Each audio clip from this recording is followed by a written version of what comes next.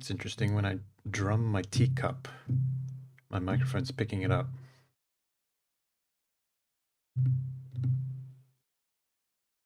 Depending on the thing that I drum, it's either being picked up or filtered out. Anyway, welcome everyone. We're now online. What we see before us are the Carnival map assets in progress. I've scanned in the line art and the watercolor and combined them, made like a, I combined them, but there's a step in between this and actually painting them, and that's preparing all of the assets so that they conform to the grid, so that the eventual assets are going to be exported so that everything's nice and aligned to the grid and have a bit of pillow space, a margin around them. Whereas right now they're all just smushed right up against each other. So I started the process down here. The difficulty being, if I switch over to here, yeah, so you can see my layers in this view, and you can see our line art. We have 1, 2, 3, 4 layers containing the line art and the watercolor here. So all of these need to be moved and arranged. And I've been thinking about this, and one of the ideas I had was just flattening them down, but color coding them so that I can extract the colors again later.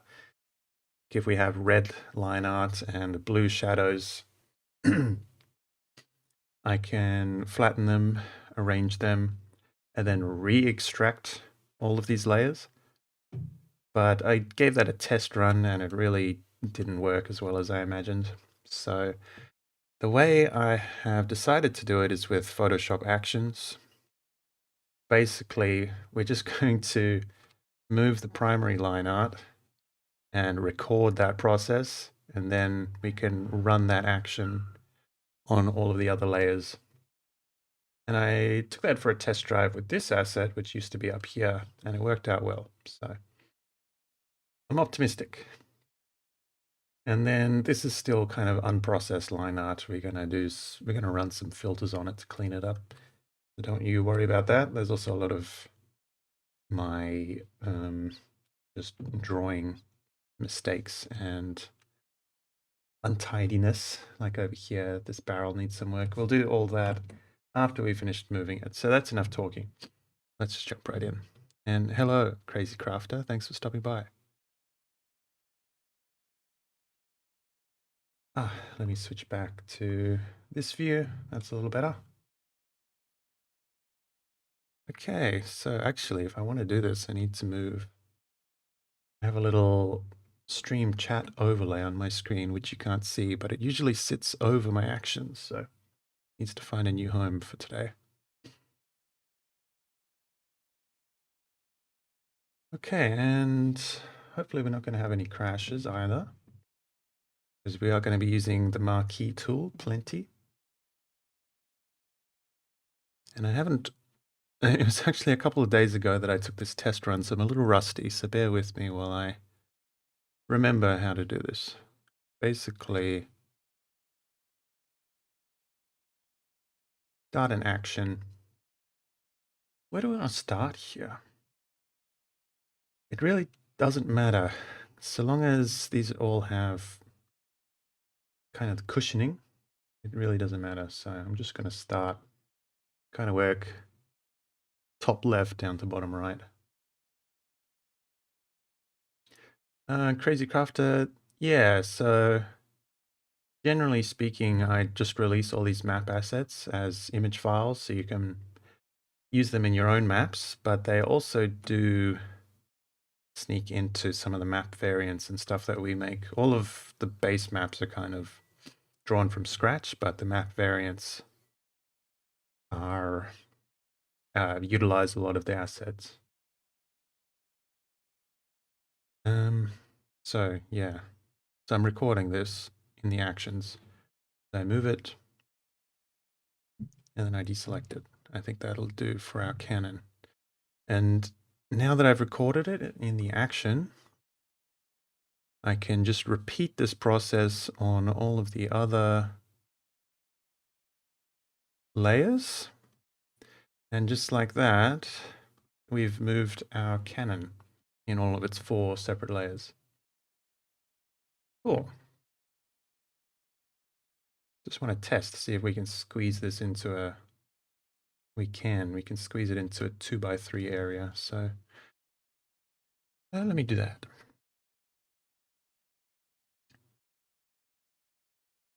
I'm tempted to set up some hotkeys for like creating these actions, because I'm going to be pressing these buttons a lot today.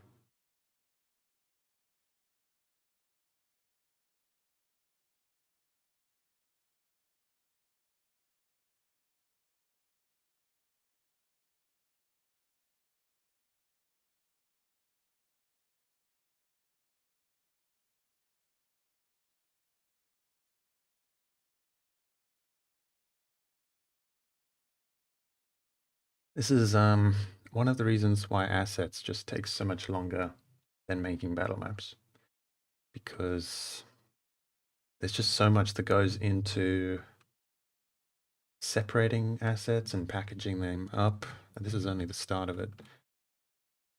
I don't usually do this step, in fact, but I think assets are much more useful when they have that margin around them. So yeah, here we are. Just going to squeeze in. If we resize it, we can squeeze it in, but I think actually, here's our test token. This is a pillory, so we want it to be of a size that makes sense. And I guess the way it is now, maybe we can afford to squeeze it into a little 5x5 area.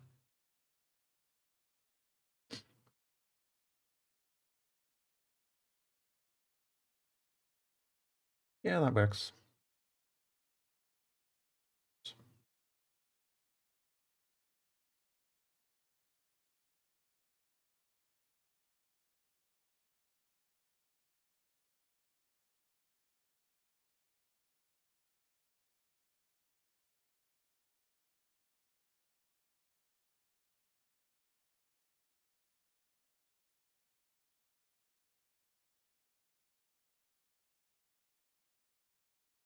If anyone in the chat knows of keybinds for like running the selected action or creating a new action, let me know.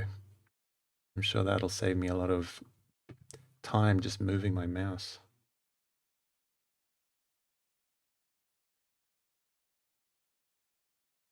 Thanks. Yeah, the cannon came out well.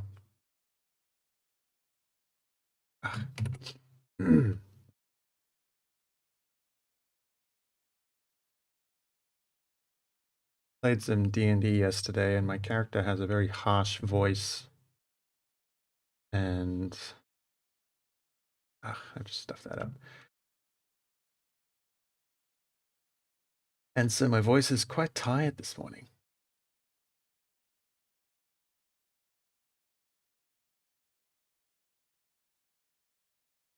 This will be a 2x2.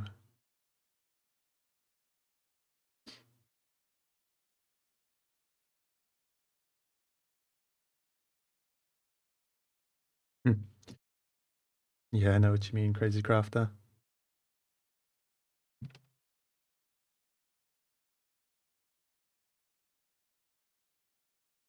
Stop.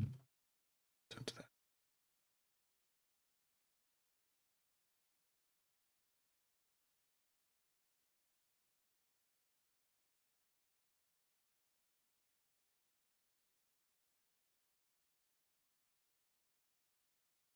I'm playing an orcish barbarian named Armog. A lot of fun.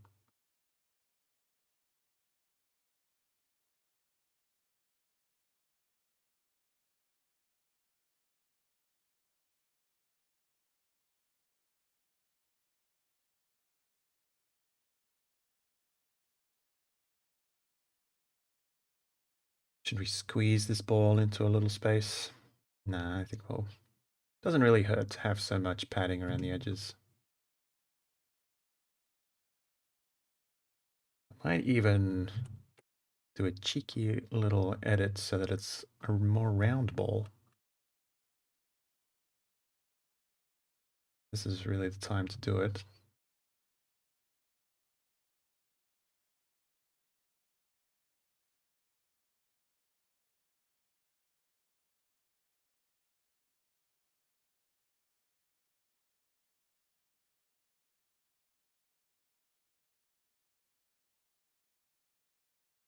Ah, nice, nice. Yeah, what kind of barbarian am I? I'm uh gosh, what was it? Can't think of the word right now.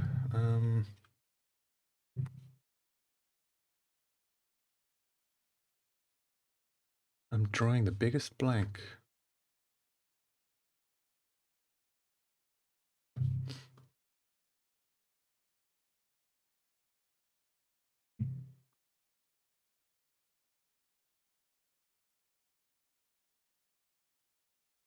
And what a good circle you drew, Ross, the other day. Some days I can draw just the best circles.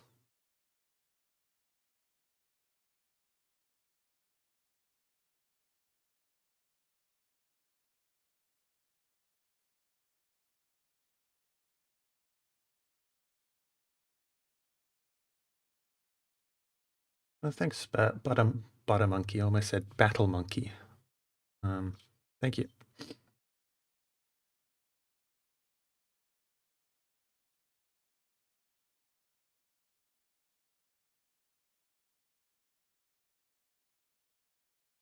I mean, I don't think my perspective is very consistent whatsoever, though. We've got some strict top-down stuff here mixed in with offset stuff, kind of all over the place, but I'm not so strict about that sort of thing personally, and the people who download these assets don't seem to mind too much.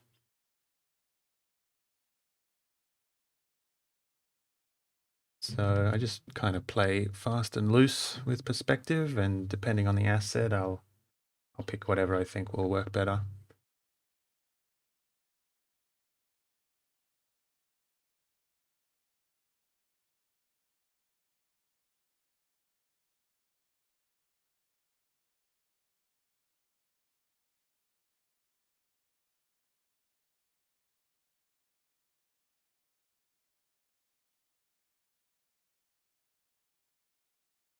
It's all just practice anyway. I wasn't born with the ability. Get some music playing in the background.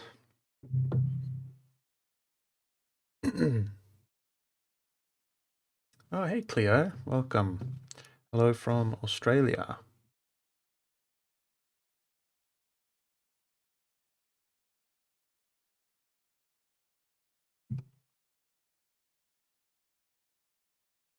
Are we gonna squeeze this in? Yeah, we gotta.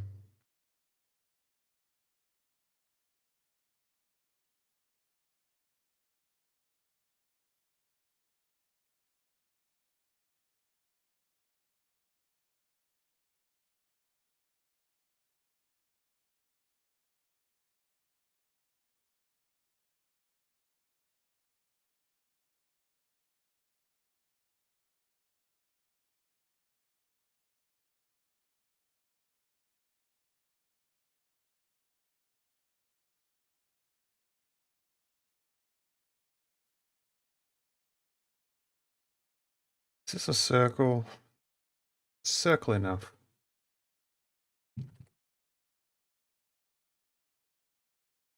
I'm not all that fussed if things like this aren't perfect circles, because I think it's just more realistic that way. You would try and build a perfect circle platform. You might very well not do it perfectly. So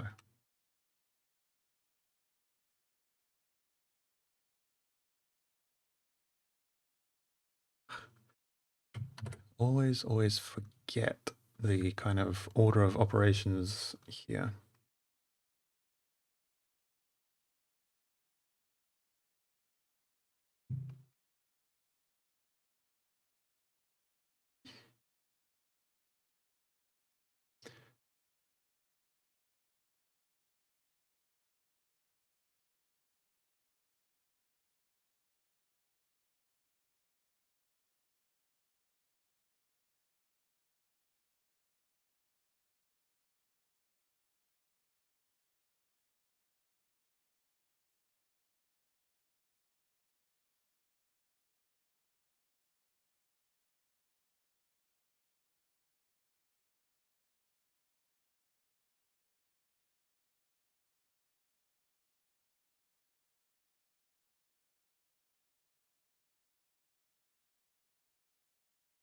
Oh, hold on.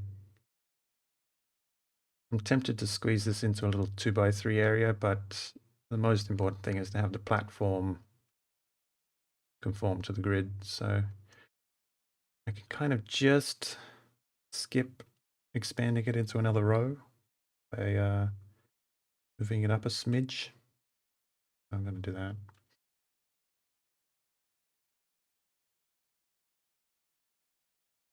Oh, just one more pixel. Okay.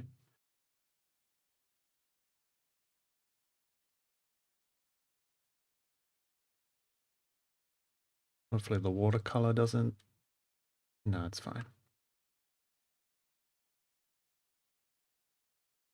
So the reason I'm doing all this is so that when these assets get to you, they're in these little, every asset will be some multiplication of a grid square. You know, the cannon won't be cropped right down to its minimal bounding box. The cannon's going to have exactly enough padding so that it's a 2x3 shape on the grid. And that's going to make your life so much easier in theory when you import these into your virtual tabletop or whatever. So it's a lot of extra work, but I think it's worth it.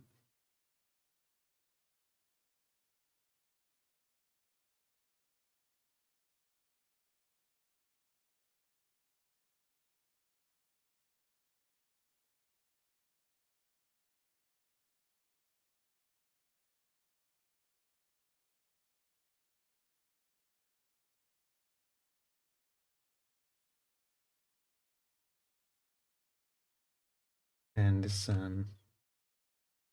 card is another example of should kind of be in a very specific place on the grid.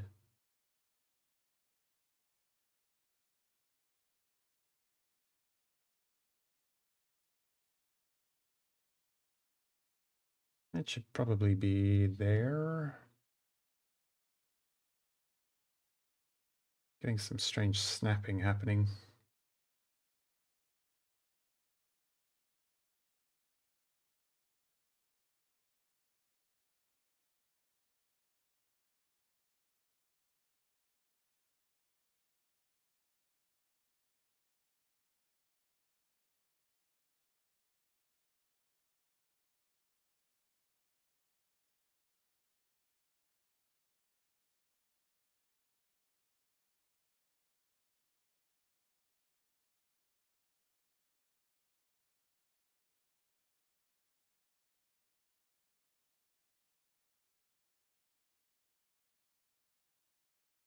This is supposed to be like a pole for hanging banners off of, because we have some standalone banners over here. In case that's not clear.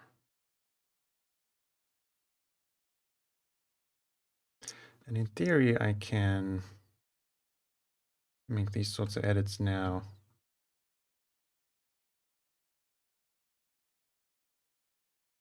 And it'll all be fine.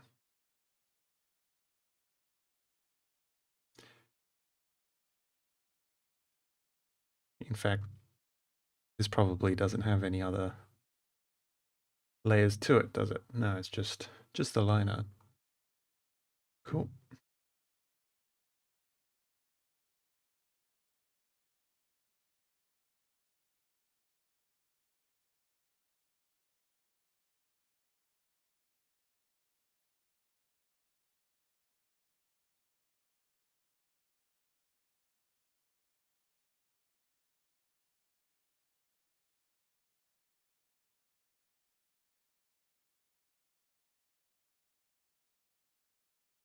Something like this.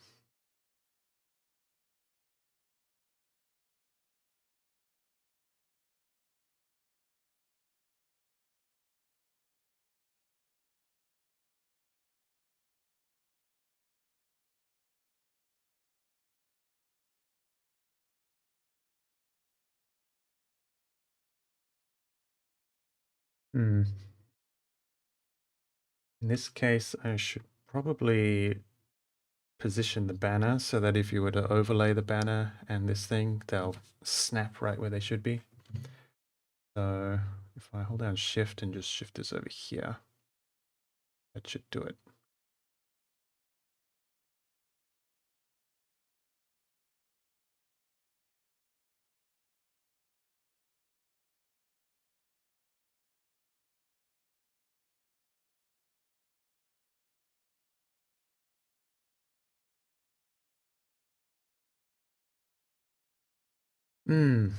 My layers right now are very simple, Cleo, but I'll try and make a habit of showing those off.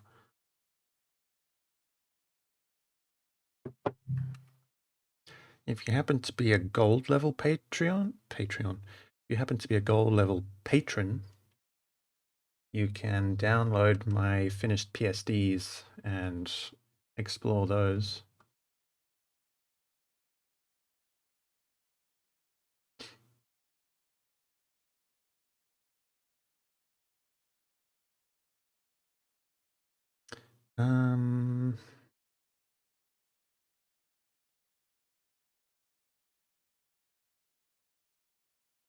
Okay, so I'm thinking of a strategy to do this alignment thing, but also position it over here. And I think I'm gonna click and drag based on where it intersects with the grid line, and then I can position it over here based on where the cursor is. And in theory, this will overlay with this perfectly.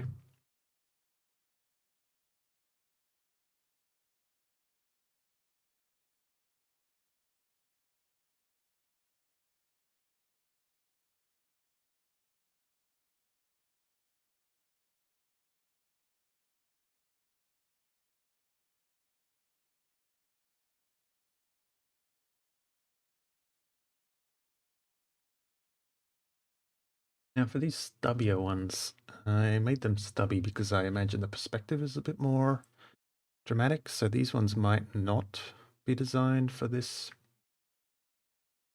pole. Although, kind of looks correct, doesn't it? It just looks like the pole's taller. I take it back. Same strategy as before.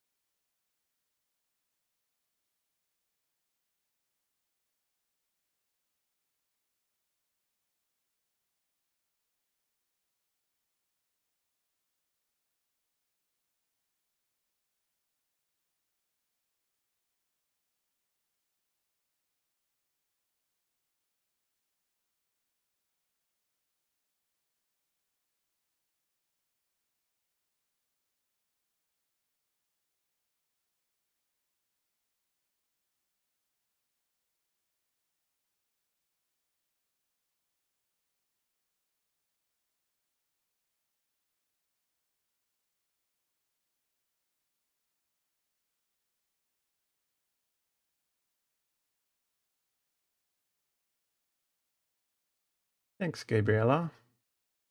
If you think this part's satisfying, then just you wait until I'm actually drawing something. Because trust me, this is just like organizational work, I guess. Although in a way it is satisfying to organize the assets to the grid, in a very strange way.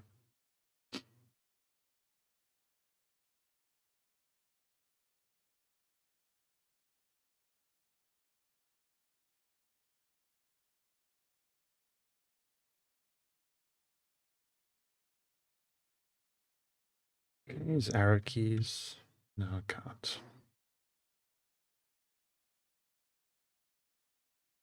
I'm always asking myself, how can I make this process easier? Kind of work smarter, not harder kind of thing. But unfortunately, this workflow involves making new actions for every asset, so I can't make like an overarching action to automate going through these layers. At least I don't think I can.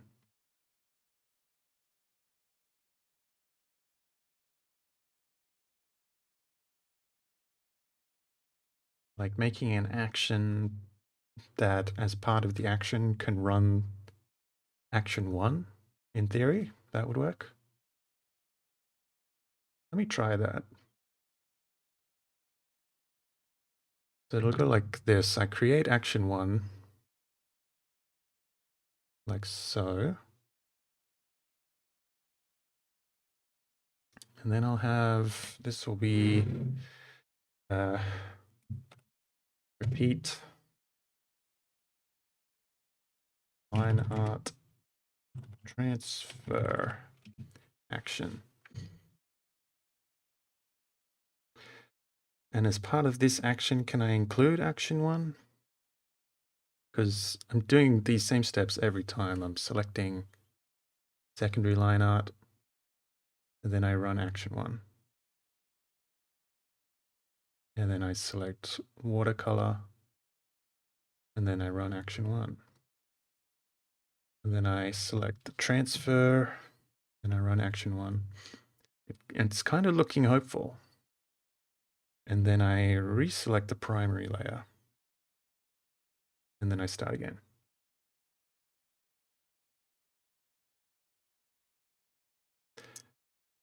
So the question is, I think, yeah, you can all see this. When I delete action one because I want to make a new action one, is it going to break all of these? Or do I need to just manually delete these steps and keep the same action one? It's fewer clicks for me to just delete action one, so let's see if this works. Okay, action one's still there. And then if I create a new one, it's going to be action one again. And these look like they're intact. So yeah, I think we were successful. So now I should be able to use this action to save me about 8 clicks per asset. Nice. Although I wonder, these are like streamers with really long flags. What kind of direction do we want them to be blowing by default? This way? I think so. I think that way works. Anyway, so we got a new action one. Let's see if our macro works.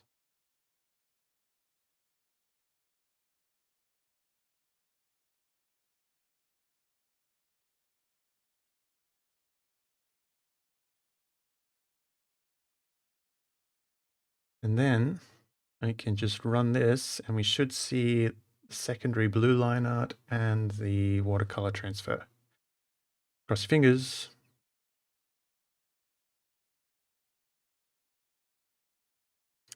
Okay, you can't see the error window, but it says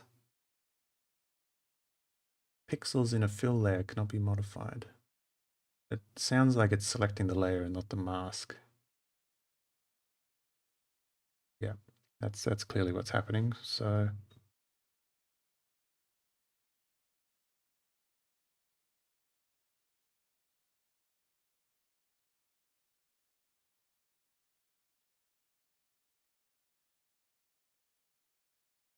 I think it'll work. I just need to figure out, I think we have to select secondary layer and then select the mask. Yeah, that's going to work. So it's going to work, we just need more steps. That's strange though, because usually I can just select the mask. Oh well. Same for watercolor. Same for the transfer me layer. Okay, so in theory it should work now. Here we go. I got a different error this time, but we're moving closer to success. Command select is not currently available. Oh, I see why. It's because I have other layers named secondary and in theory watercolor from the raw collection in my raw scans. So what I need to do is just rename these and then it'll work.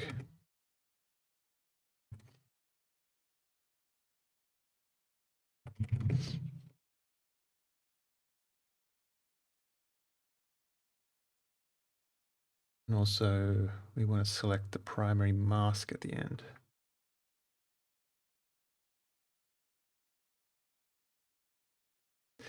Okay, watch, it's going to work this time. Bang. Ah, that feels good.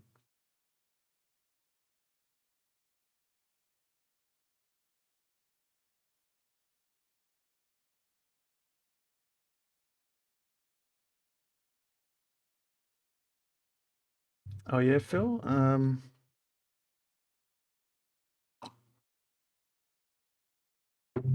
What do you mean, like my assets don't fit the Photoshop ellipse tool? I'll show you a quick trick with the ellipse tool, which might be what you're running into. So you can see the ellipse tool, you can very easily end up with an oval if you're just eyeballing it. But the simple solution for that, let me see if I can remember, is if you hold down Shift, it's now going to be, what's that called? Going to maintain its aspect ratio, meaning it's going to be a perfect circle. So if you want a perfect circle, you just hold down Shift with the ellipse tool. You can also hold down Alt if you want it to originate where you clicked. So if I want a circle with this grid intersection as the center, I'll just click here. And then I'll hold Shift for a perfect circle and Alt for it to originate from there. And then it's very easy to get the perfect circle. And you can also turn on snapping if you want it to be perfectly aligned to the grid. Hopefully that helps. Maybe I've completely misunderstood what you said though. Do that a lot. But yeah, great success. We've created a macro. So we've reduced the workload by about 8 clicks per asset. That's going to pay off big time. Probably more than that actually. But I don't care to go back and count. I just know we've reduced the workload by a lot. See, so easy.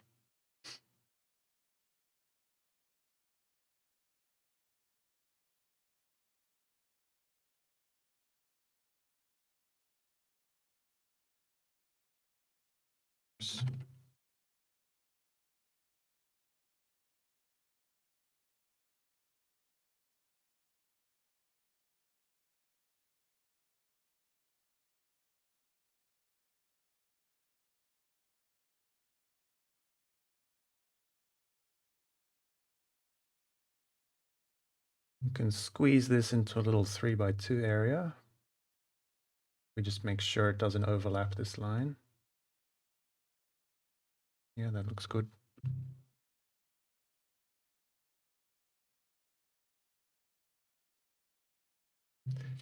Nice. Thank you, Kelf. I appreciate it.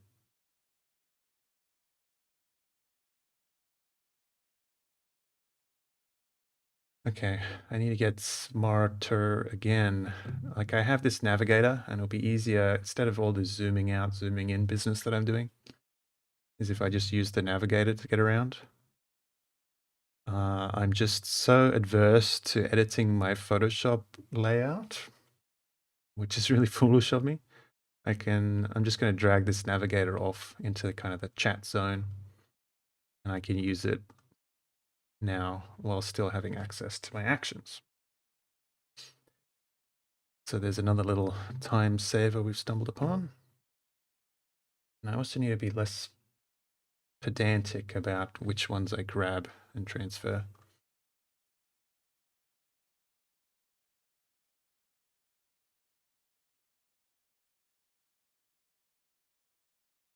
Although at this stage, I'm not sure how to pick up this asset and then use the navigator to get over. I think we still have to zoom out and drag it. I don't think cutting and pasting it is going to work. It might actually, I might try that.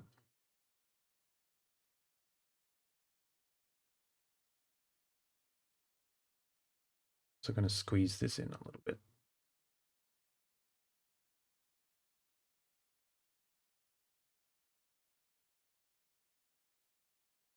Should be at the bottom or the top or the center of the grid.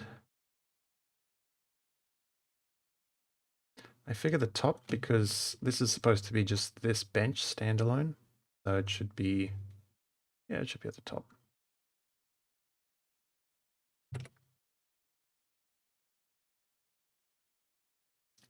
Cool.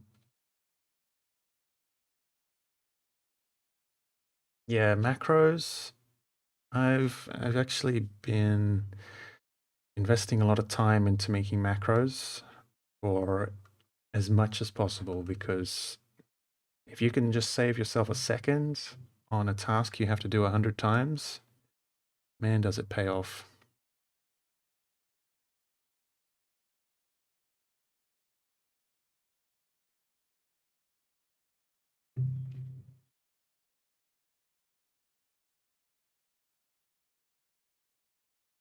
Okay, next asset, we'll try that cut and paste strategy.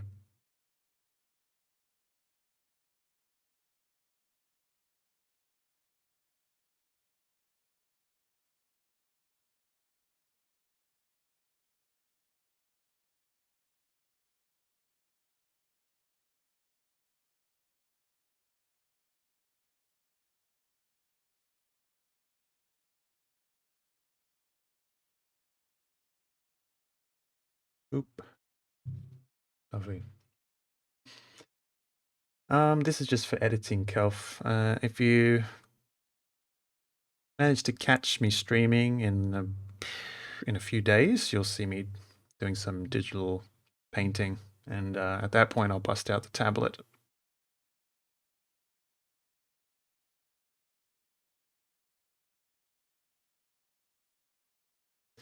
But yeah, it's probably easier if I use the tablet for this selection part, but generally for me, the mouse is just smoother. Okay, I said we're going to try this paste method. So we're going to cut, navigate with the navigator. Once we get here, paste. Nah, see, it's not going to work because I'm using masks.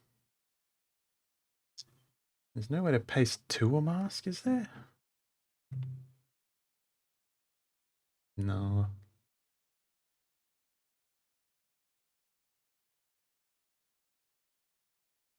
Hello from Australia. Nice to meet.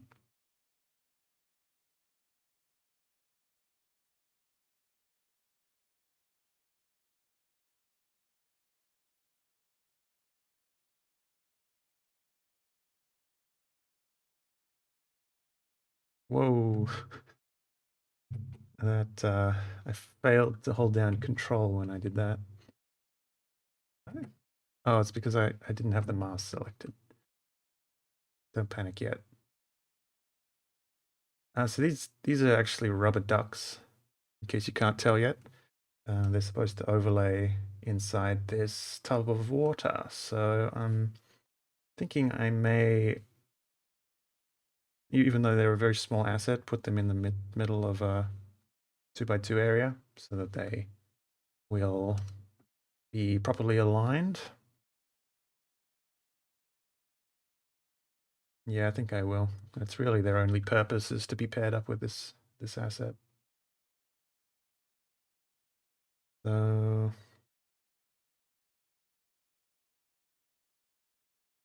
place them, and then I'll grab it at the intersection I want, and then just align it at this intersection. And that's that. Oh, that didn't work. What have I done wrong here?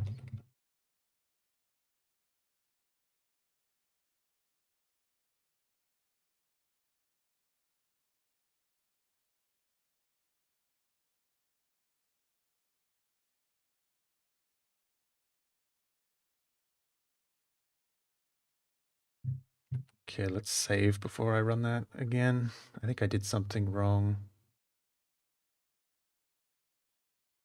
inside our actions. Let's just see if it works this time. No. Okay, let's step it back.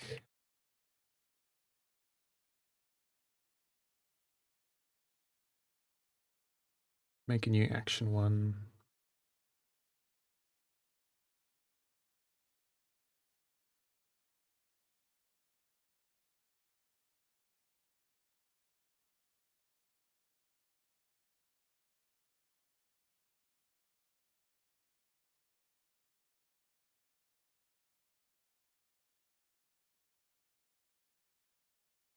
And it'll work now.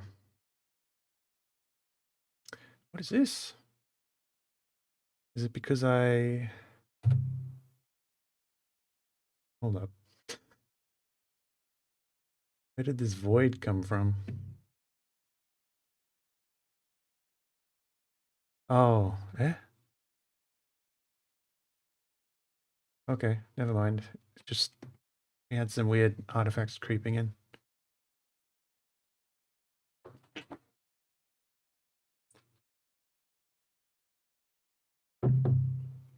Oh, sorry, Kelf. I just now saw your extended comment.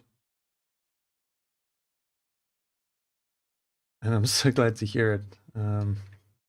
Just knowing that all of these things are used at real life tables with real life people. There's nothing more rewarding than that. When I'm sitting here in this little desk space, sometimes I forget that people are actually using them.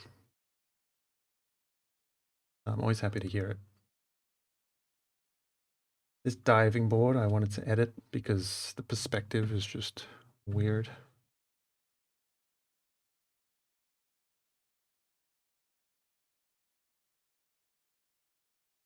Ah, okay.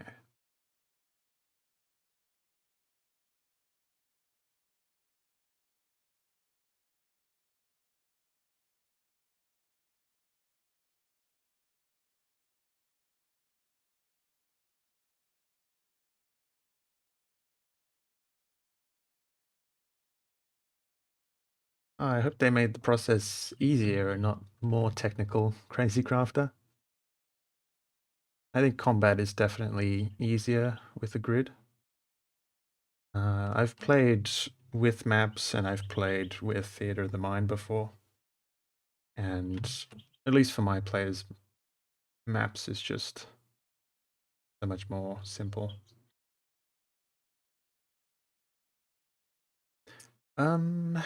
So to correct this perspective, really I need to rotate this diving board section.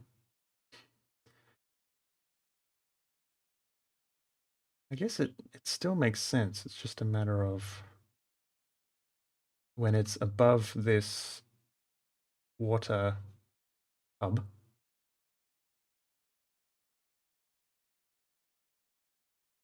If we were to place it like that, that kind of makes more sense. Maybe it should be arranged like this. I think we arrange it like this and we place it in a 2x2 area so that it's designed to overlap exactly like this. We don't put it here because that would overlap with the stall. Okay, I'll just put it here. In theory, that will work better. What's that again?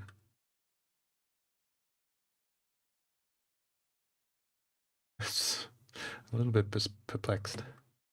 I don't have the because I'm also like commentating what I'm doing. I don't really have the mental capacity to figure this out unless I shut up and just look at it. But I think something snuck into our macro here. Yeah. See, I've accidentally recorded something on the end here. And that's what's creating those weird little void holes.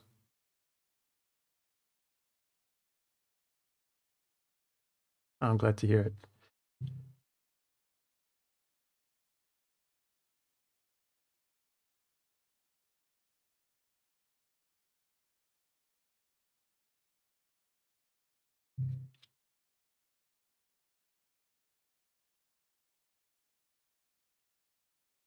I always forget this. I'm supposed to start the macro and then make the selection. I have another macro for a different step in the whole process that is in a different order.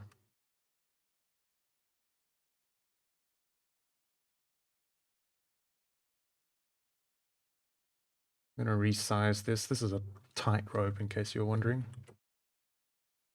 Just so it fits into a 1, 2, 3, 4, 5, 6, 7 space. It's a tightrope, but it's very high up, closer to the camera, and that's why it's so big.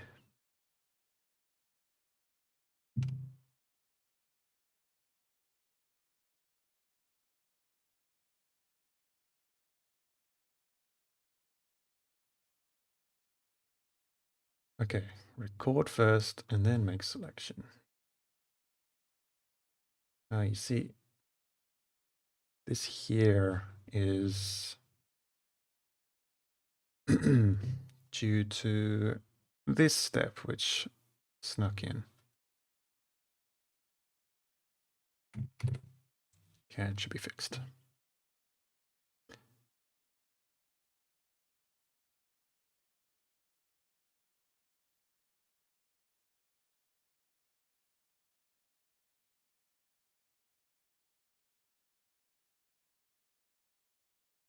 Or we could sneak that in.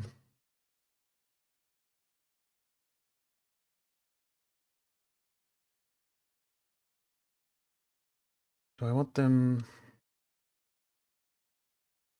probably a little more of a basic perspective? Not like offset.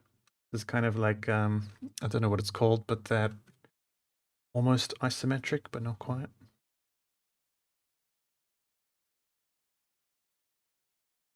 I think we go with this. Then I want to make sure it's in this 1x2 area.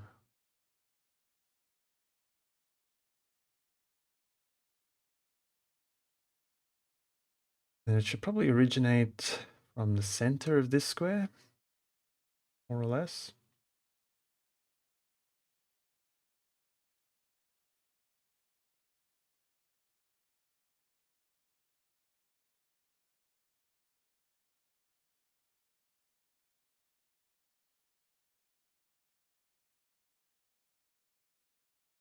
Yeah, what have I broken this time?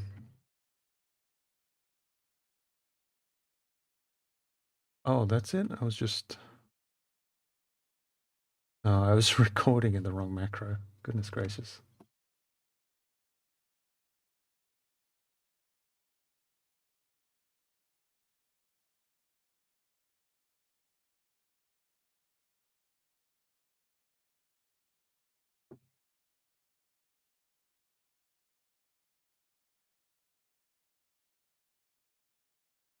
Oh yeah, I get what you mean, Phil.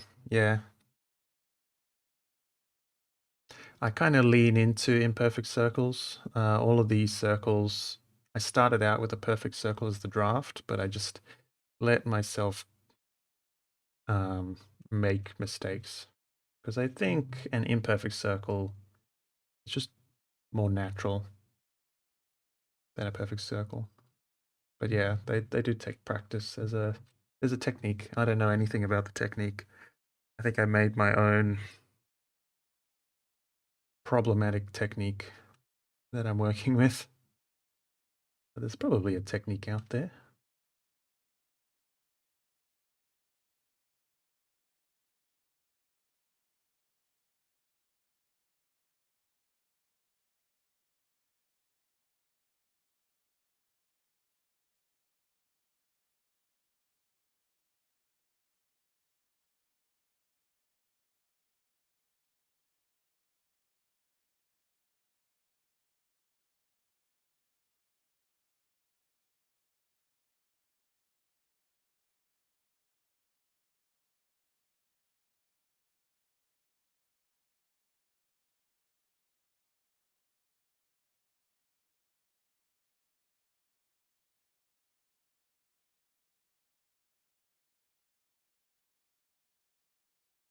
And this one will squeeze into a little one by one. And this is where I cheat with my circles too. If I have a very imperfect circle, I can kind of, you see I'm playing with the, what is that? Is that a skew? Am I skewing it right now? Whatever I'm doing, that's how I wrestle my circles later on in the process.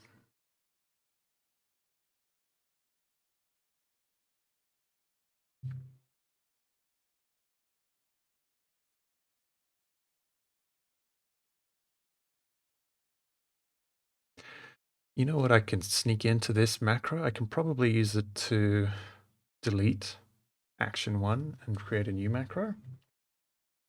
And automate a few more clicks and button presses. Let's see if we can do that.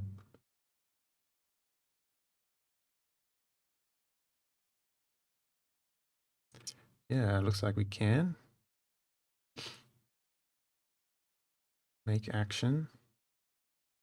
I wonder if this make action step is going to kind of start the recording process too. And then another thing I like to sneak into my macros is a menu item, which is view it on screen. And what that's going to do is at the end of the macro, it's going to reset the view to this, which makes it a little easier to zoom in and pick the next thing. Although we'll see, because we might prefer using the navigator like this. Yeah, in fact, I'll delete that for now and see how we go without it. Okay.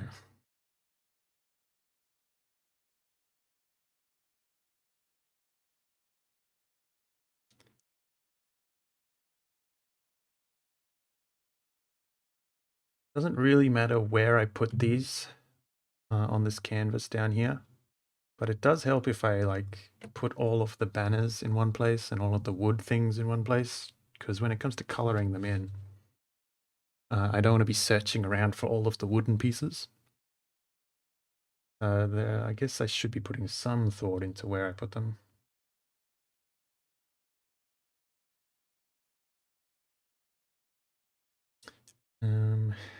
And this one, I think, is going to be a 3x3.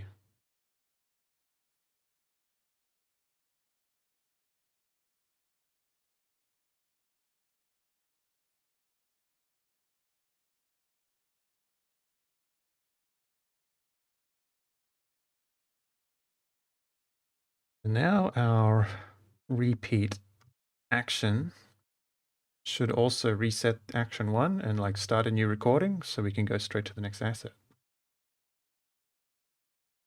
Okay, it did create action 1, but it's not recording. But still,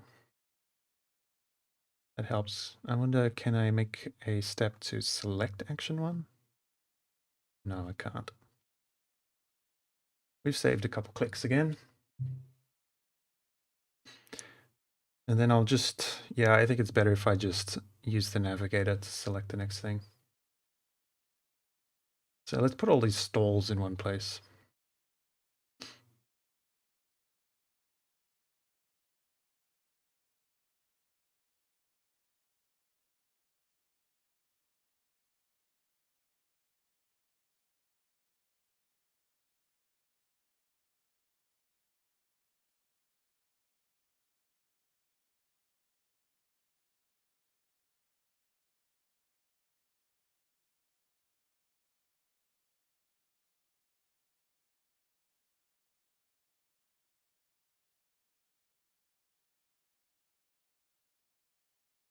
Yeah, look how much smoother that was. I think the only friction point we've kind of got left is that stage I just did where we make a selection, zoom out, move it, zoom back in.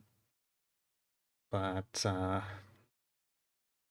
if there is a way to cut and paste using masks, I don't know how to do it. So we're just kind of stuck with that. I can see I can hear a lawnmower revving up. I hope it's not next door.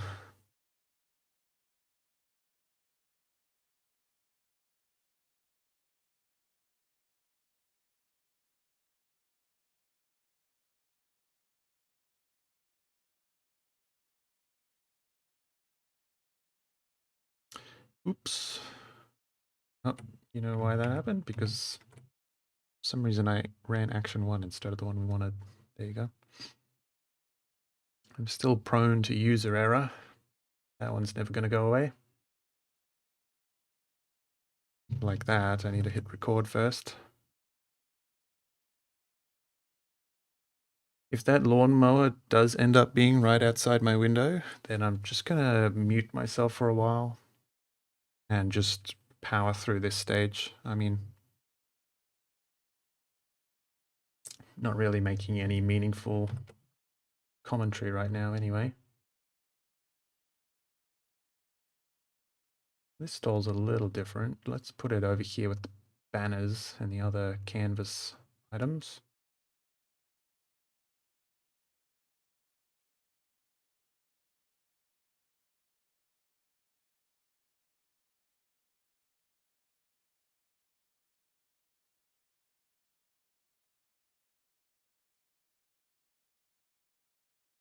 Just like my circles, I don't want my squares being perfect. So I'm wary of correcting them too much. The whole reason I draw them on pen and paper is so I get imperfection.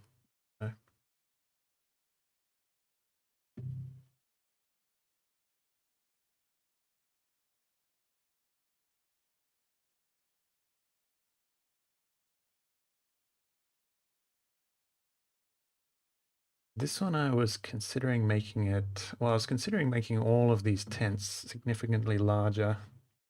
Let's play with that idea.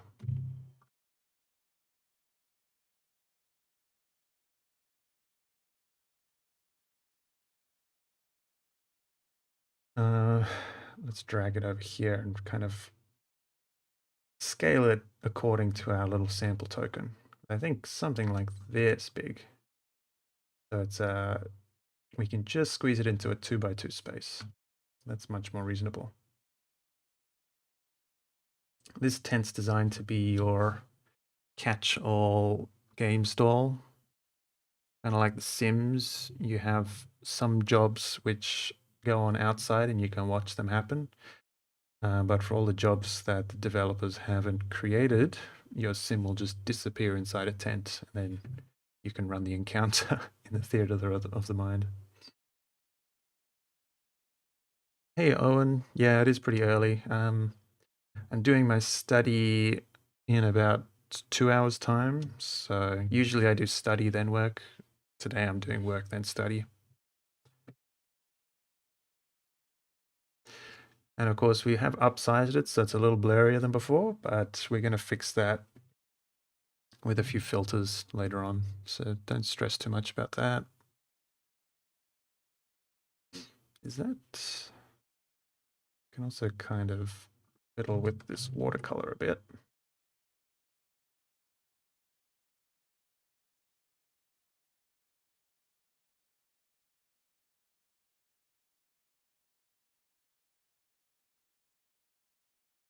Nice.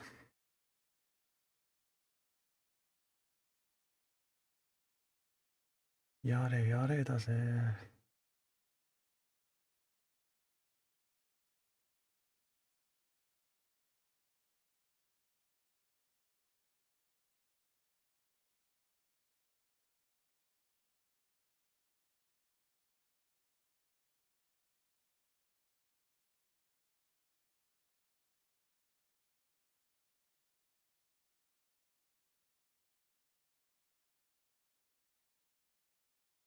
Hmm. This tent will kind of align based on the table. And it fits nicely into a 3x3.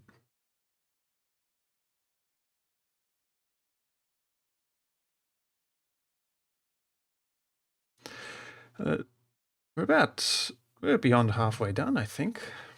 That's encouraging.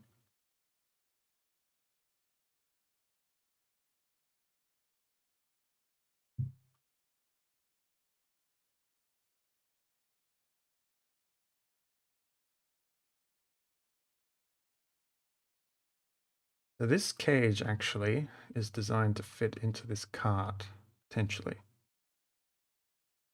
Like so. So what I want to do is align it to the grid, just so. Where am I going to put it? Down here, I suppose. Thanks, Owen. I'm glad because it's been a lot of work. And this should go there. Now I can afford to put it here, then resize it ever so slightly to fit within the grid. Squeeze it into this little 2x3 space.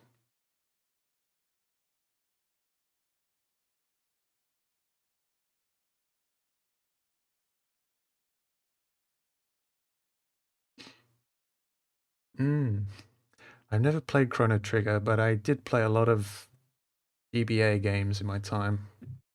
I think that the general GBA art style has influenced me greatly. I always say it's Minish Cap is kind of my cornerstone influence. Let's just make sure this cage still fits. Yeah, pretty much.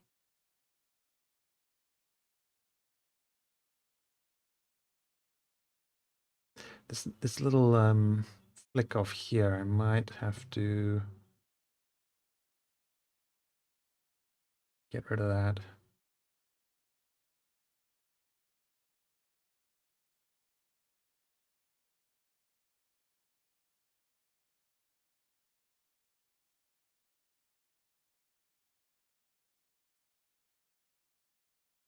You see we got some watercolor also. It's problematic. I'm just going to erase it. Check that out.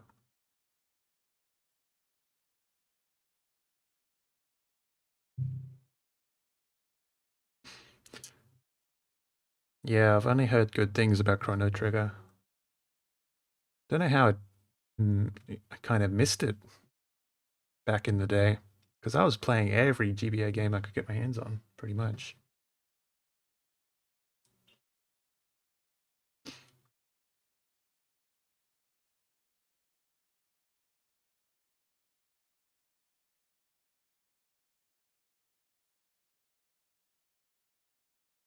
I actually want to downsize this one a bit because the lines are so thick. Maybe even slight rotation just for character's sake. Yeah, see that would explain it. I never did get into SNES. Sadly.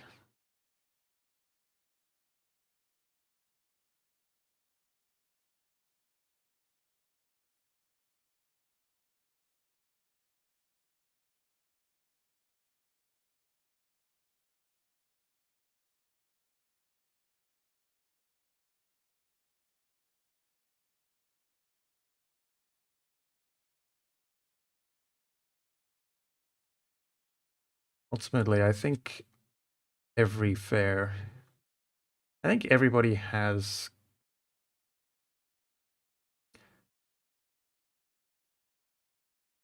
kind of, I think all carnivals and fairs are pretty darn similar in the end, but everyone has in their head one fair, perhaps the first one they really encountered as a kid. That's kind of their their cornerstone idea of a fair.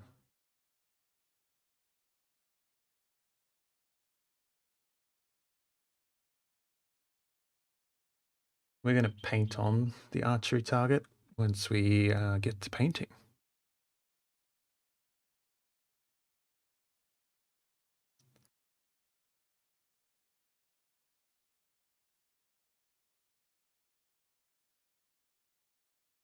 But especially this perspective, I suppose, very SNES. Squeeze this in here. I think this is a case of let's squeeze it into one file.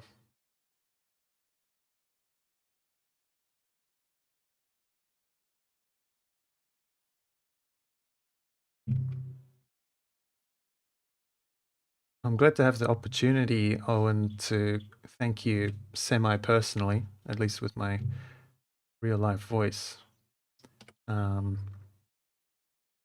You're definitely one of probably, yeah, like in the top 5 longest term patrons I've got. And I see your name every month every week when I sit down to make those Patreon credits. It shows up on the Patreon credits right up there at the top. So, yeah, big thank you, truly.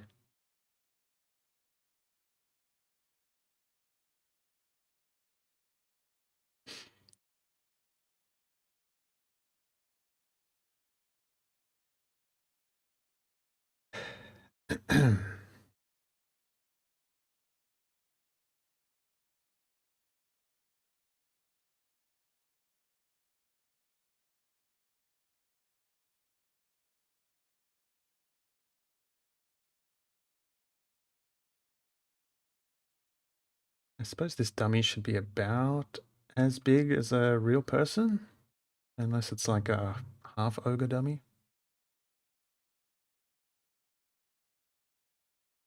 You can squeeze it into one space, that's about right.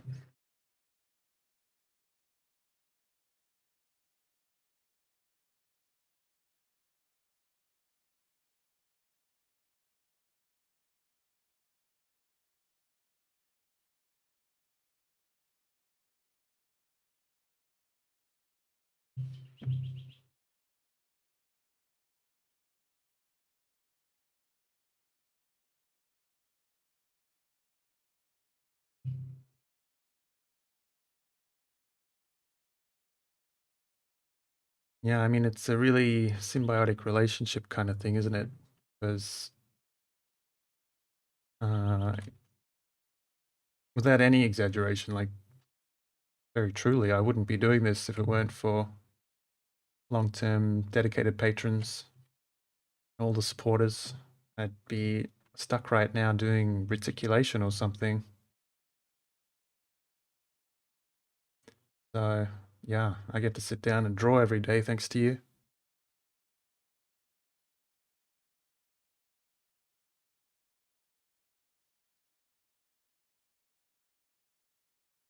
Hold up.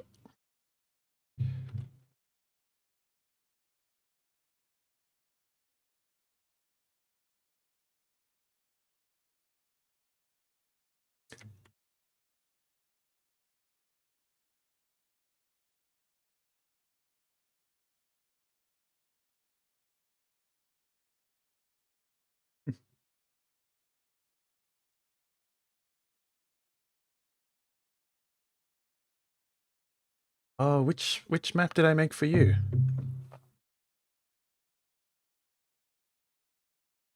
Man, that was a while ago when I was doing custom maps.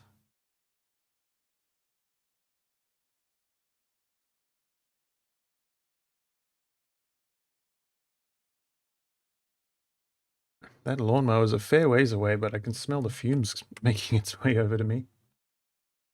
In a second.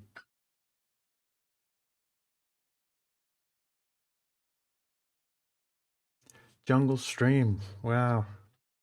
Yeah, that's one of the oldest ones. I think that's, like you said, first 10. That's one that I've been meaning to remake, actually, because I've been making kind of a habit of remaking. That's a lie, it's not a habit yet. I've only done one. But I'd like to remake some of the classics. And the Jungle Stream, we could always use more jungle stuff, so that's right up there.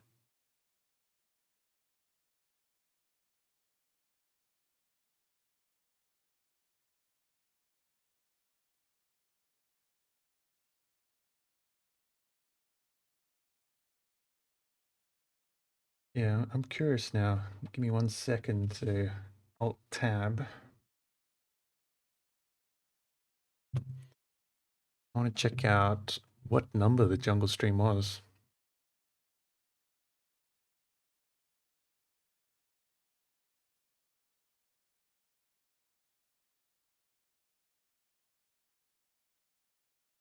Da, da, da, da, da.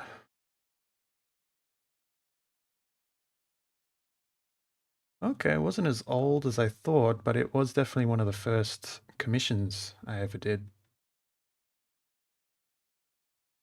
Interesting.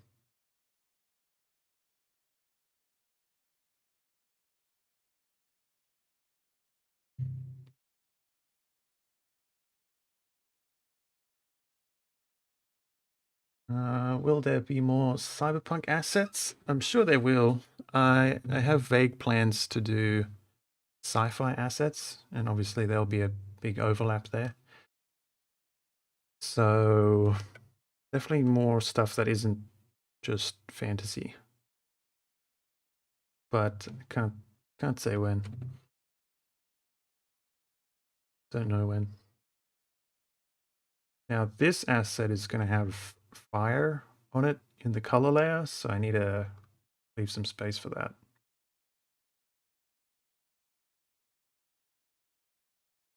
I wonder how much space. Let's just err on the side of giving it way too much space rather than too little.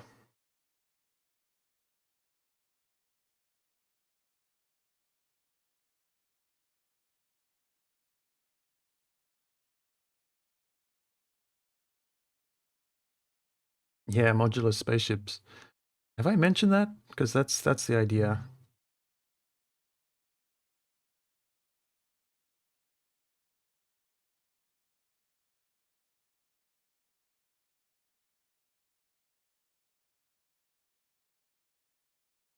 What these hoops to...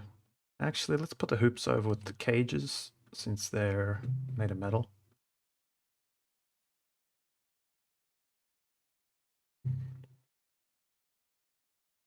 Yeah, but you didn't hear it here. I try not to make promises about maps I'm going to draw in the future because inevitably it it takes 10 times as long as I expect to get to them. These carnival assets have been on the to-do list for literal years.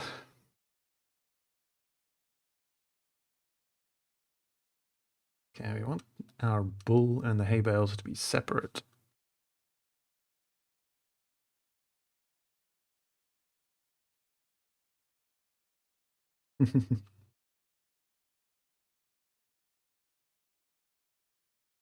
Uh-oh, we've got some watercolor breaking out.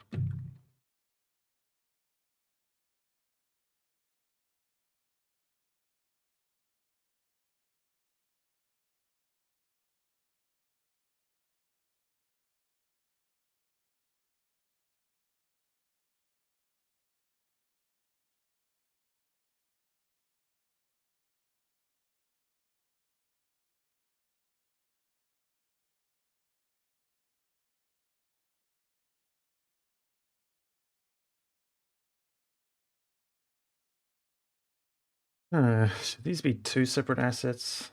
I don't know. Will you ever need a peg and a horseshoe separately? I suppose better safe than sorry.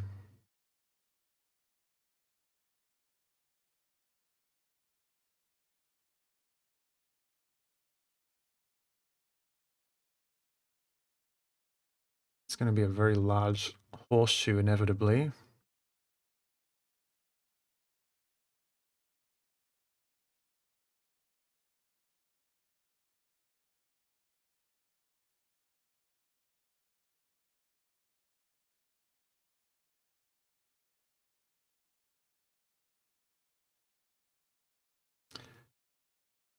Probably should have done this one alongside the wagon. But it doesn't hurt. So this is a canopy for the wagon, in case that's not clear. They're kind of an optional add-on. I think it should be aligned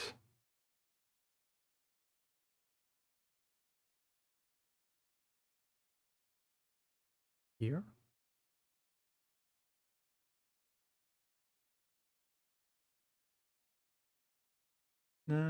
Back here, I think.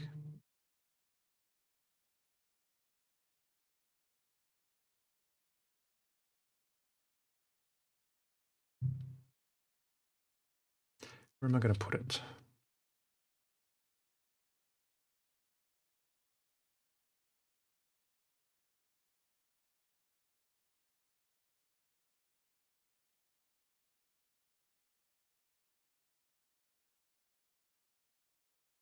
Going to squeeze it in.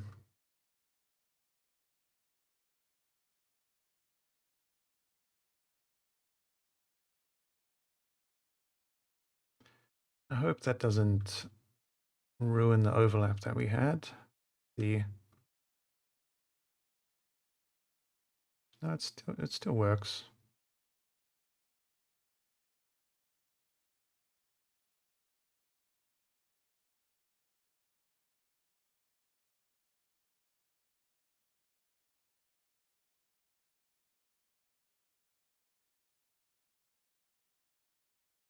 Yeah, that's fine.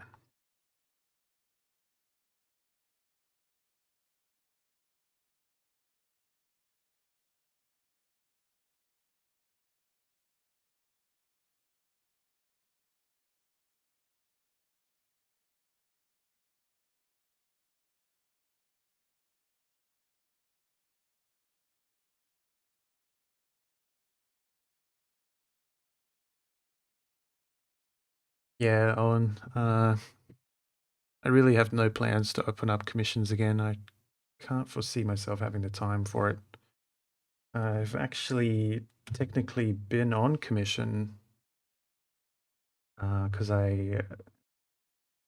it's just like a project for my friend who's writing a book and wants a map for the back of the book. And I've been working on that for more than a year now, trying to find space for it in between everything else. So yeah, just using that as a case study. I don't think it would be responsible of me to bring on any more custom work.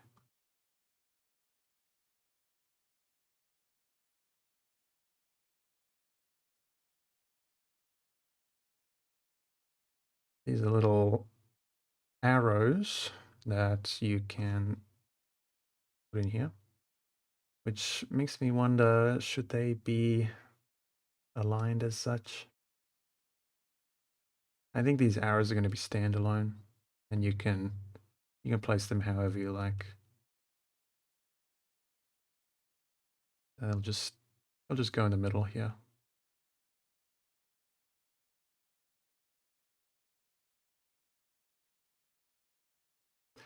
Hold up. Done something wrong.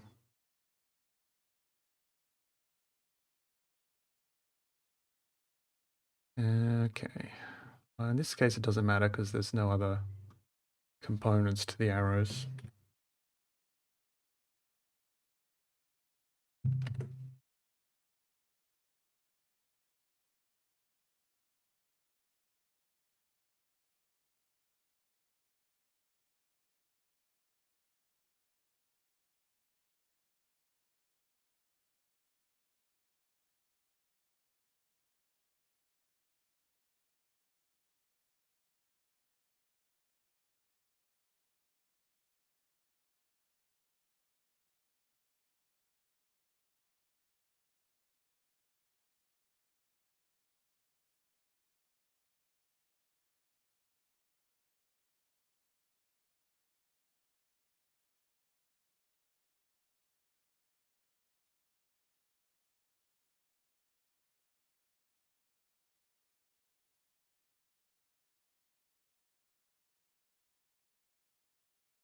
Keep all of our hay bales in one place.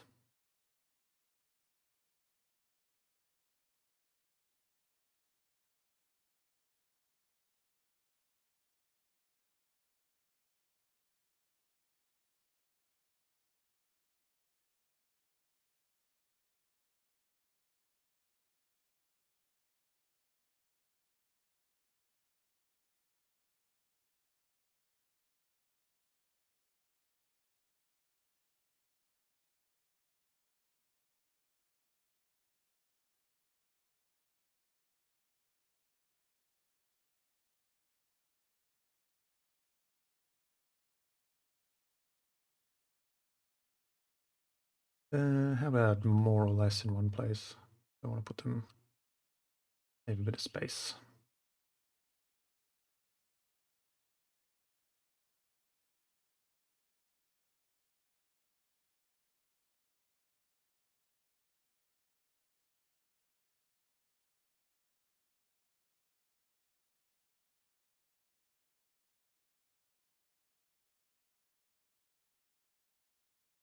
Hmm.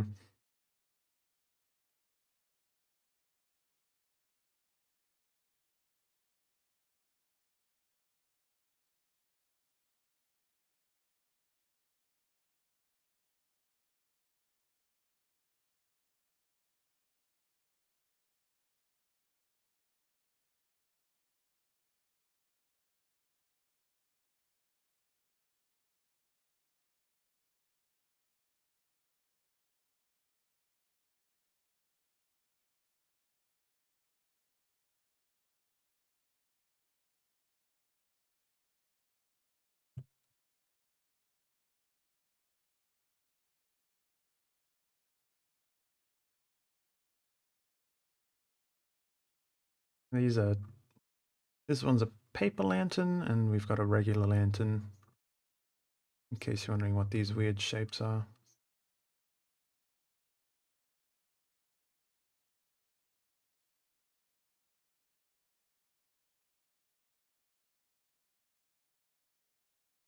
And that just helped me realize I can drag more than one asset over.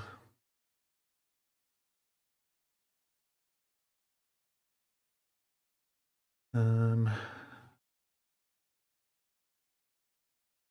I should save once in a while too. That's probably a good idea. I want this table separate to the benches, but it's going to be... See, no, it's fine. I've got to put my first-person shooter skills to the test.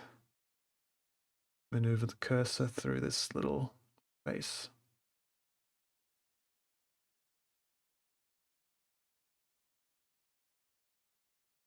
Easy.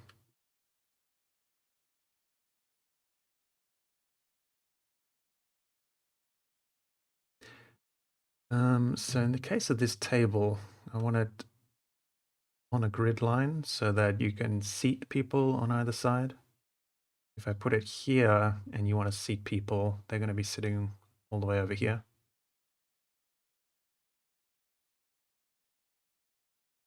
I also squeeze it in here. Probably should.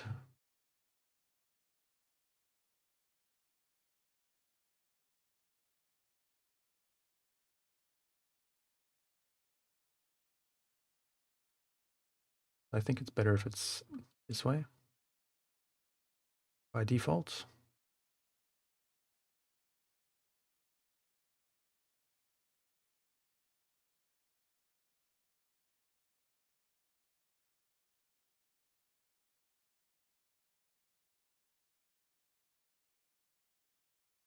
Hmm.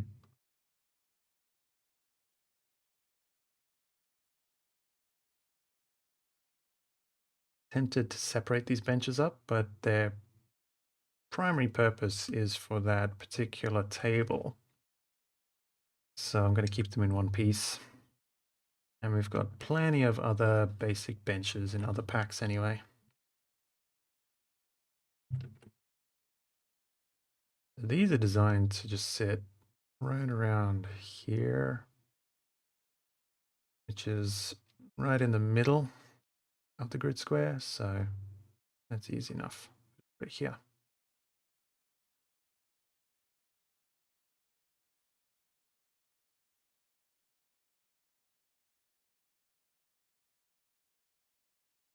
Oh, that's right. Thought I made a mistake. False alarm. What is this? Oh, I thought that was some freestanding piece, but it's a tent rope. I don't know what to call it. I'm going to save these for last because I want to resize these tents. And the scale of these is going to depend on the tents. So I should probably put the save button in one of these macros just to be safe. But we're almost done.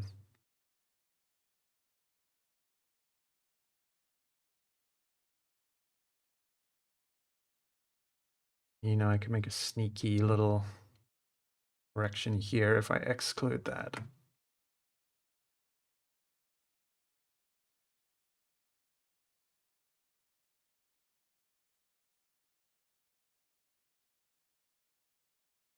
And these are just posts on which you can hang the pennants and flags and whatnot.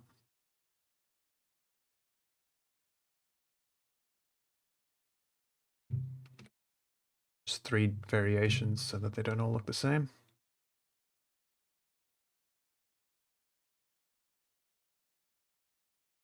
Maybe we'll make a metal one and a wooden one.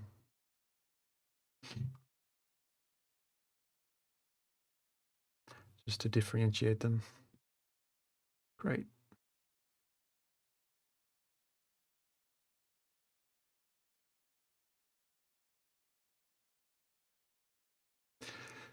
I'm glad we found out that we can make a macro out of this. Otherwise, I'd probably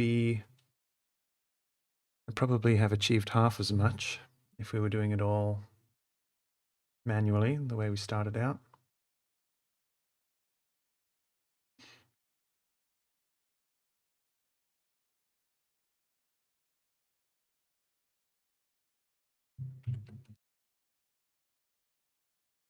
Yeah, so these are designed to hang between these posts, or between tents, or between any two things, whatever you like.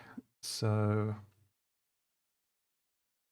I think the origin point should be designed to attach right about here, right about in the middle of the grid.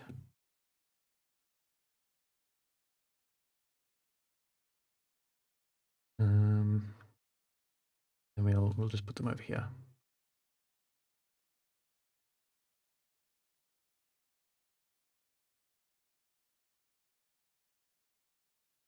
Can we get away with stretching it?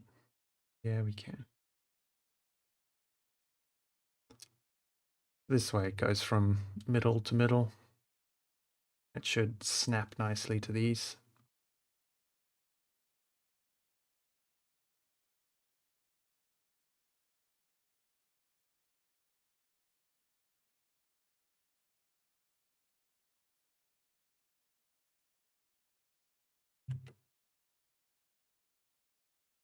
I don't want to stretch them too much, obviously.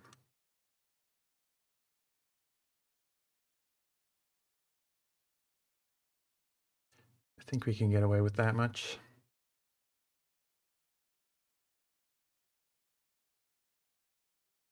And this one's fine as is.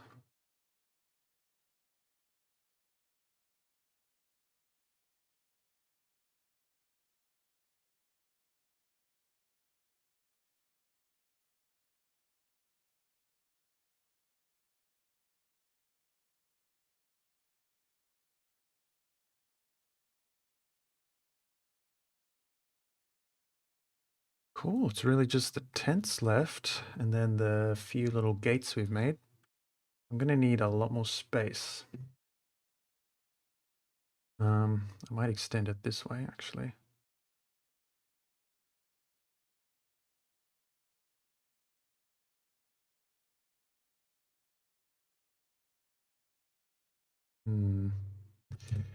Better to have too much space than too little.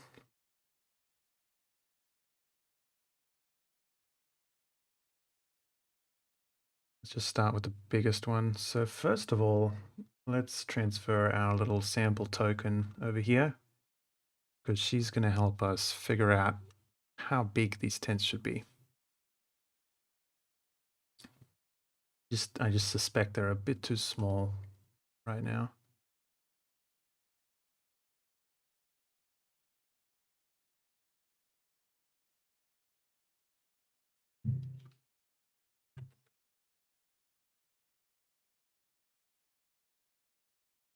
I've also got something else. One sec. Let's just do this one to begin with. Yeah, so let's imagine her standing outside the entrance. You can see it feels a bit, it's like gnomish size right now.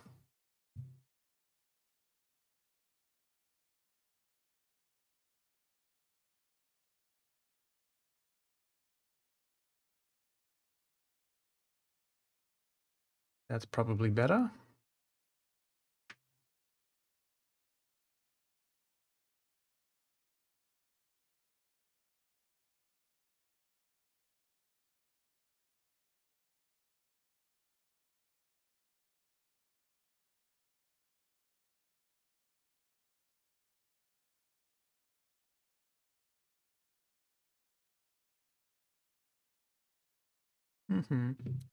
Let's go with that for now. I'm just positioning the whole thing based on the entrance.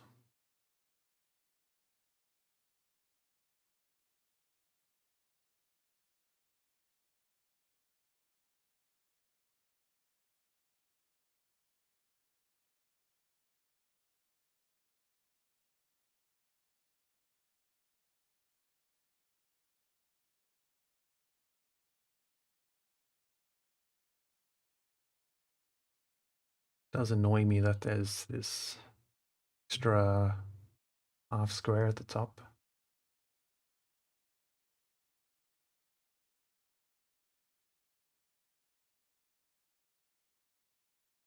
That's fine. We can resize that if need be. I have done all that without recording it though, so we've got to do it again. Oh well. Whoops.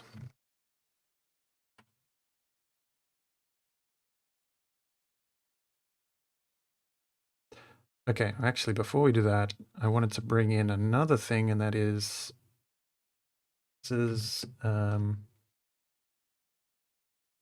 some of the draft, not the draft. This is just the line art from the main tent, and I want to scale these minor tents kind of according to this one, as well as this token. So between the token and this tent, I think we can figure out a good scale.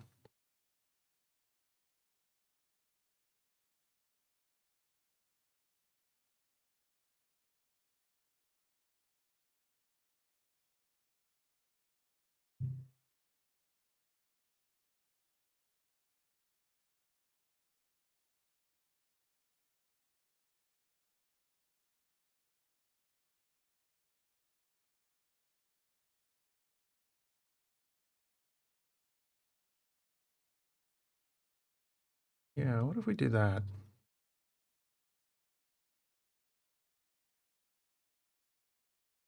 I think that's what we had before. So in terms of our token, the scale looks good. In terms of our main tent, I think that's pretty good.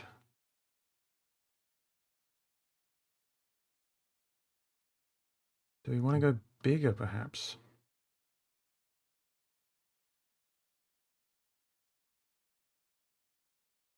Quite like this scale.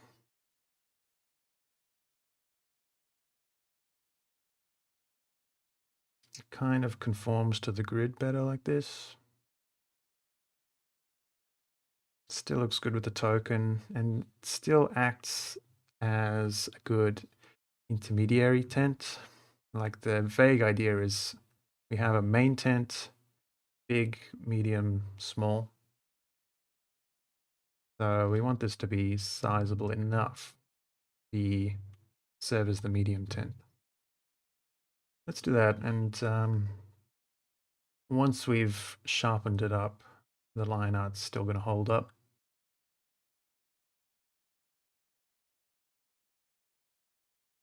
Yeah, I wonder too if I just want to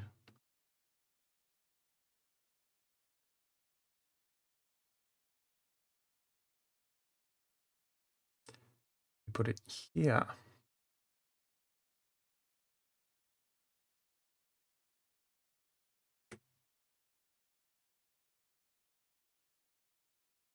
Yep, that works. And we recorded at that time, so ta-da. We need even more space, aren't we? Not just yet, though.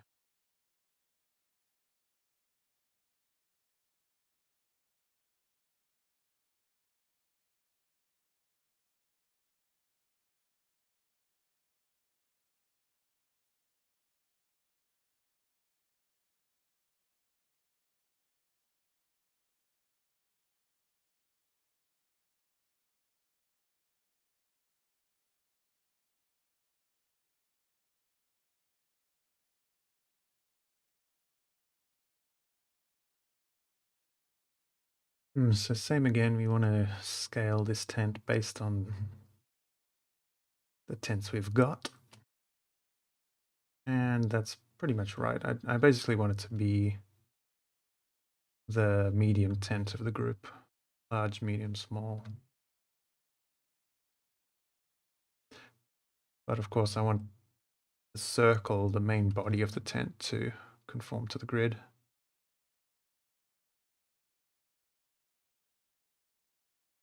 This one's designed so that the door is on this intersection. I think that's fine.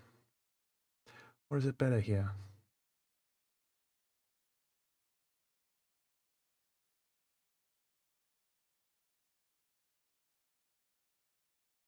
There's still plenty of grid space inside. I think it's probably better if all of the doors line up in the exact same way, for consistency's sake.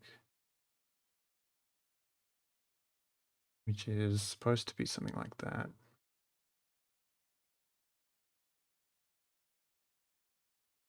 Yeah, that still works.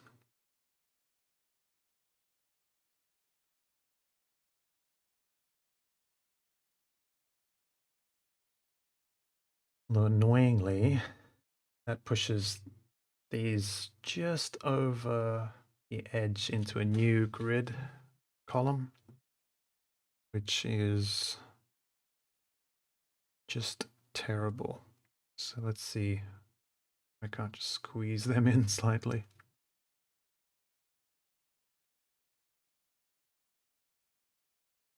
Yeah, that's fine.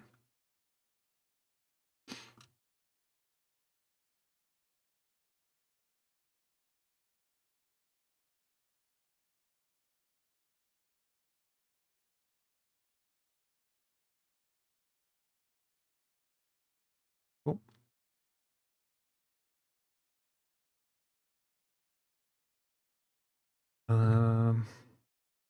Yeah, before I do anything else, let's make some more space.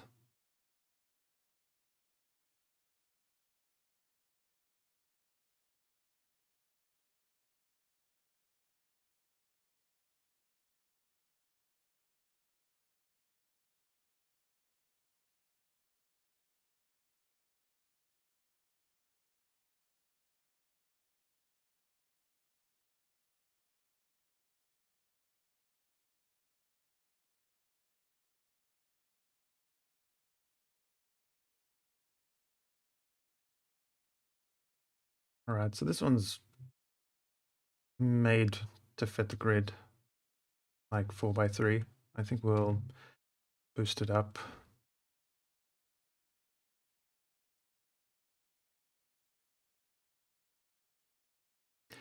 It is supposed to be a smaller tent, so probably this big.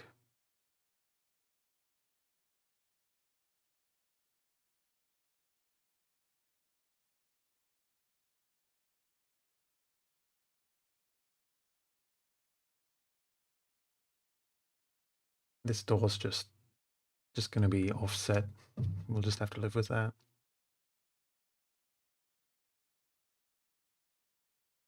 But that feels right.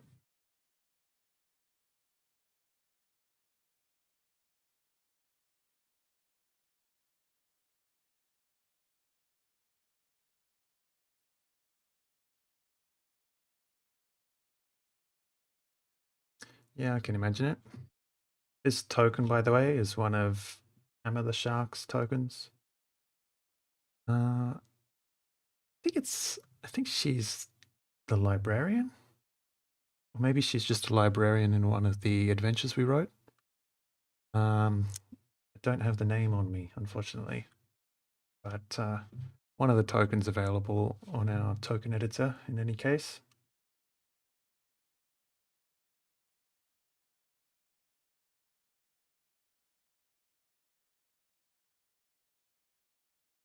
Then this one, we're not going to scale. This is just another tent along the lines of these ones. So we'll just find a home for it over here. Although I might squeeze it into a smaller space.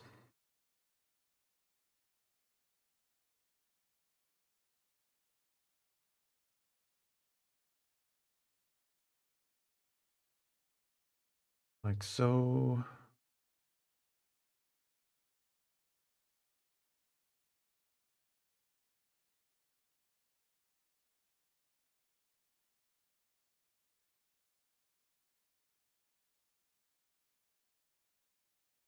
Oh yeah, sure. Yeah, sure, Owen. Not sure how you want to send it to me though. Do you have me on Discord?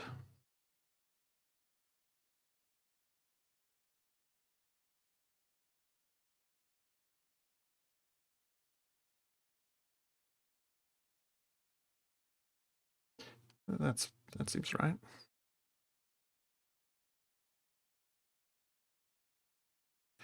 Oh, home stretch. We've just got these to go. Grab them and scale them all at once.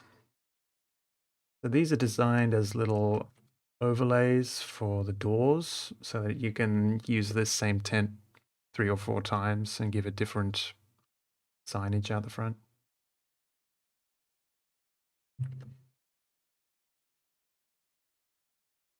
Just need a little bit of upscaling.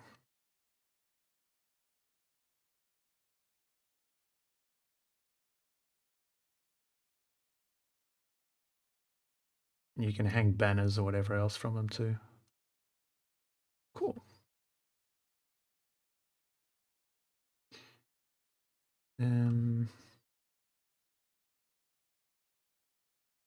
Put them over here actually.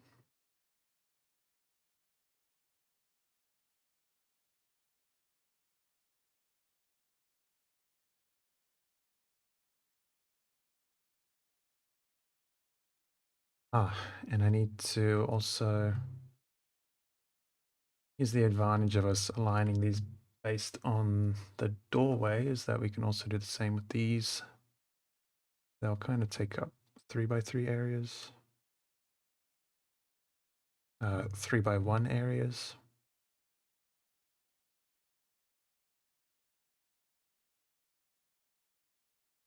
Yeah. 3x1 area.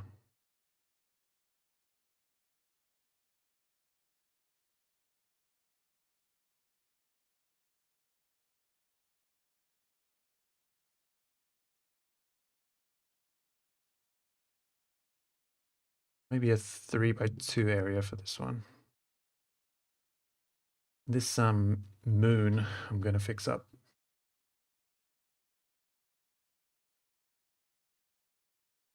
We'll do.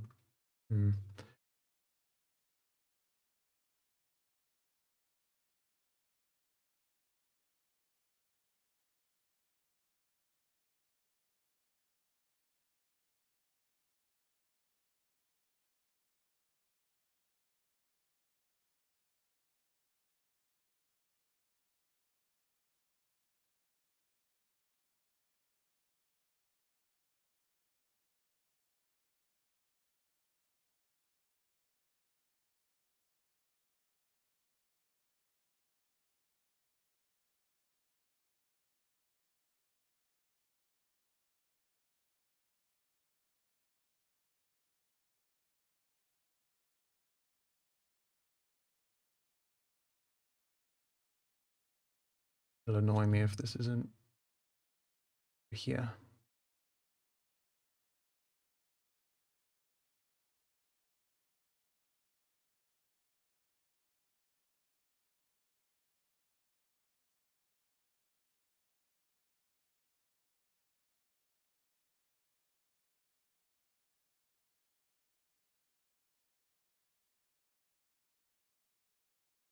This one, I think the perspective is just a little too crazy.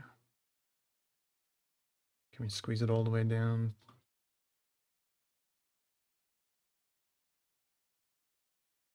Something like that.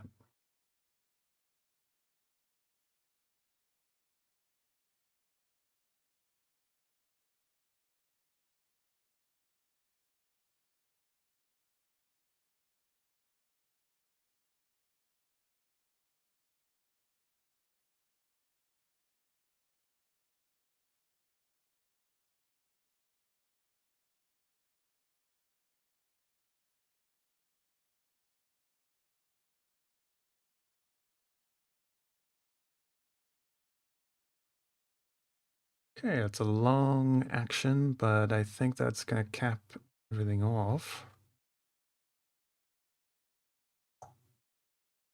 Ta-da! Awesome. So all we've left behind up here are the little stars that I drew to remind me to edit some things. And there we are. They're all in their little grid spaces as intended. So let's save quick because I'm about to use a tool that sometimes crashes my computer. And that's just the square marquee. And crop. So there we go. This is all we need to work with now. Oof. Took some doing, but here we are. That's gonna make exporting these a whole lot easier later on.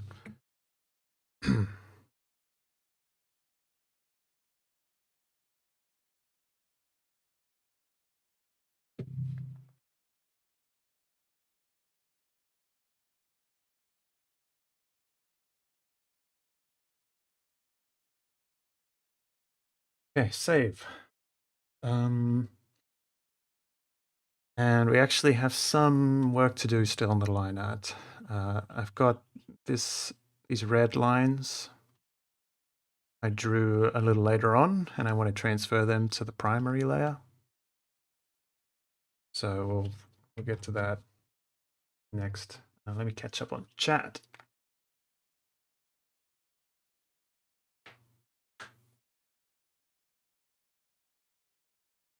Three different layers in a city map. That's very ambitious. I'm not sure. Did you post it in YouTube chat? I don't actually have that open. Can you do that? Or is there a link perhaps? Maybe there's a link.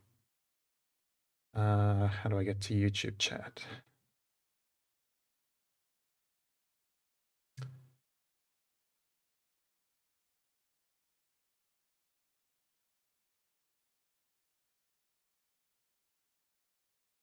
Oh, you mean on Discord? Okay, gotcha.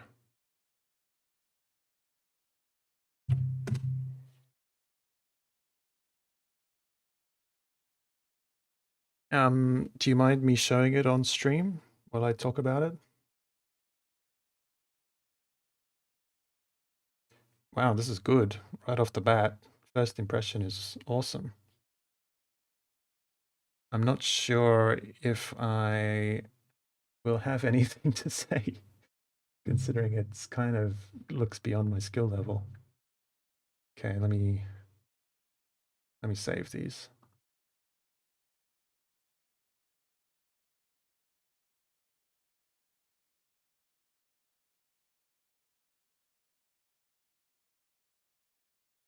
Wow, very, very cool first impressions. I'm just saving them so I can open them up in Photoshop.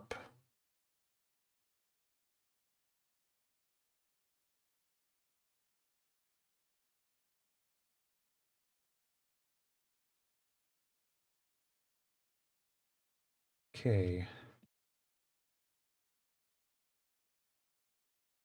Here we go. So for future viewers, these maps are custom city maps made by Owen Cook from some of the 2 Minute Tabletop assets.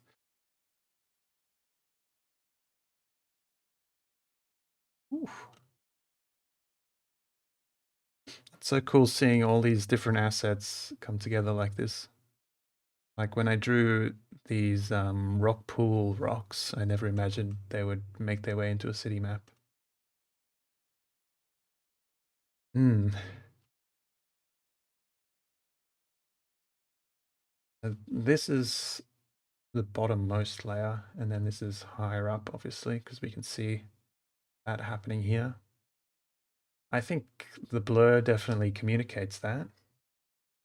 So let's see what I can determine by looking at it. So lowest area, obviously.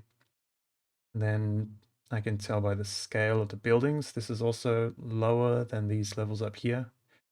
Like the foreshortening of the walkway helps communicate that. And then, yeah, that's kind of the highest level will be this bridge section, right?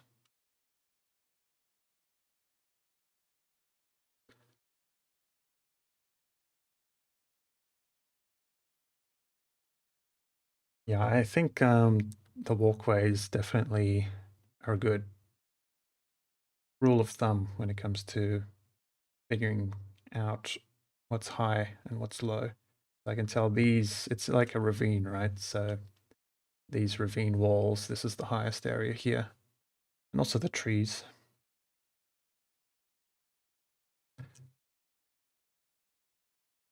Southern edge is the highest level. This edge? Or like specifically right here?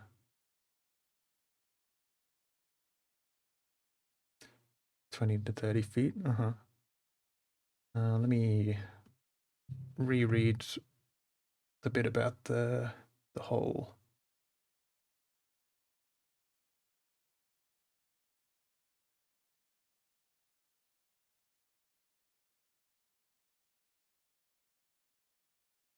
Oh, I see. The black spot is going to eventually have another layer. Gotcha. Gotcha.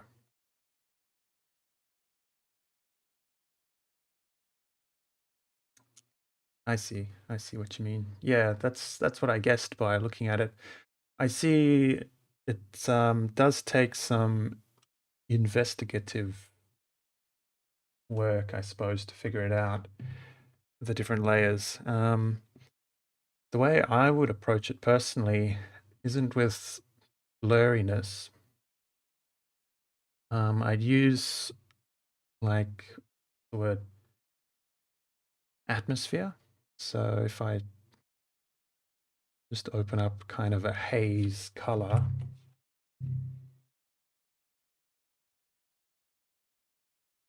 it's the effect where when you're looking at distant mountains, they have that blue hue because there's kind of a haze of oxygen between you and them. So you'd get like a similar, well, that's wrong. You get a similar effect with all of this vertical space.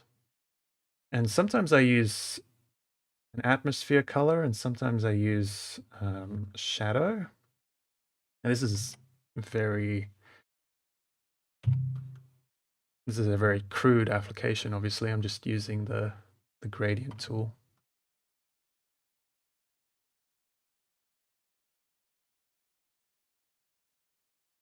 Sometimes even just lower contrast does it. Down here also, there probably wouldn't be so much haze as there would be shadow. So maybe shadow would be a better idea in this case. Or a mix of both, you know. So we have, oops.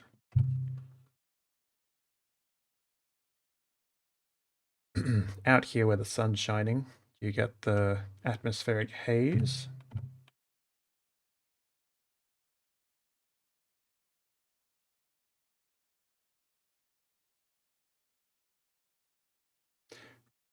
Probably better than just an overlay like this.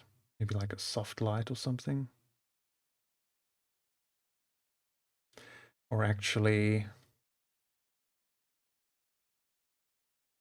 sometimes, let me switch my OBS view. Hold on. You can see the layers now. No, chat's in the way. That's annoying.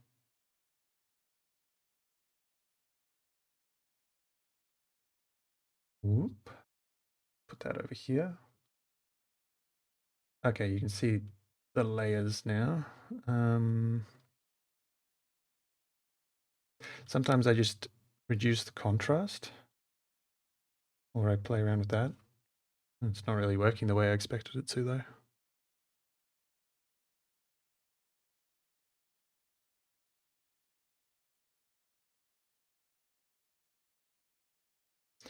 But the general idea I'm working with is that as distance from your viewpoint increases, detail decreases, and you get that haze effect. And when you're going deeper, there's just less sunlight down there.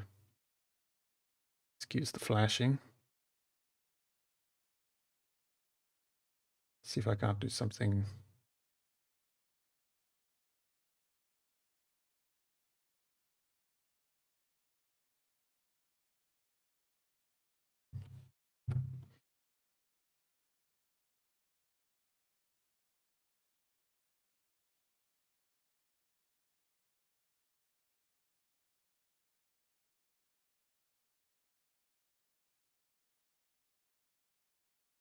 The best thing we could probably do is have like a directional light, but that's very complex stuff, isn't it?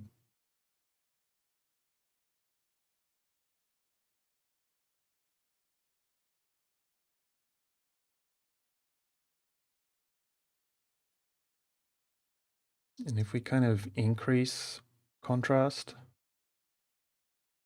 up top,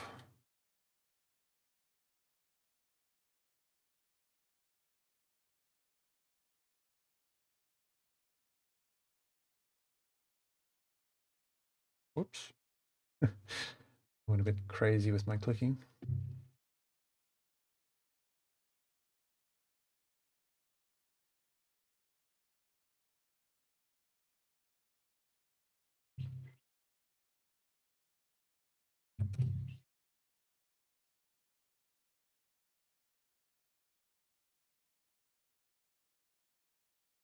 Yeah, this is kind of on another level compared to just slapping assets down. Definitely.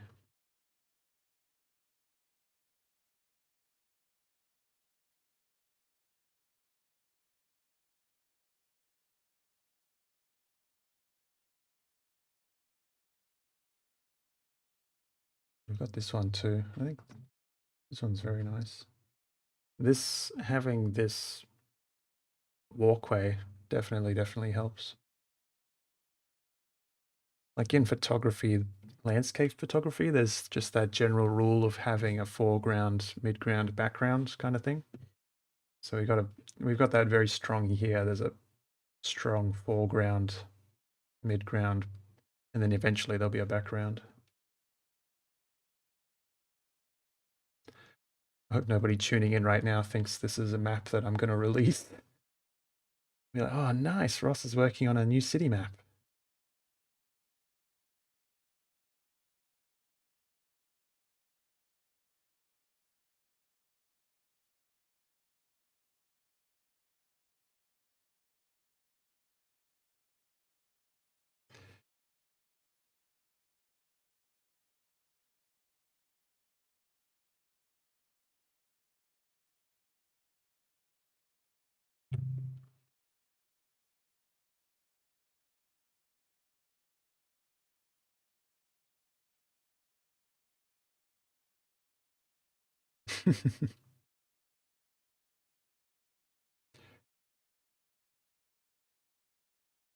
Well, hopefully that kind of demonstrates it.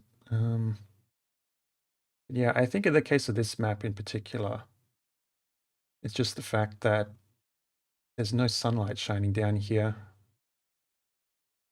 If there is, you could do something kind of flashy. Yeah.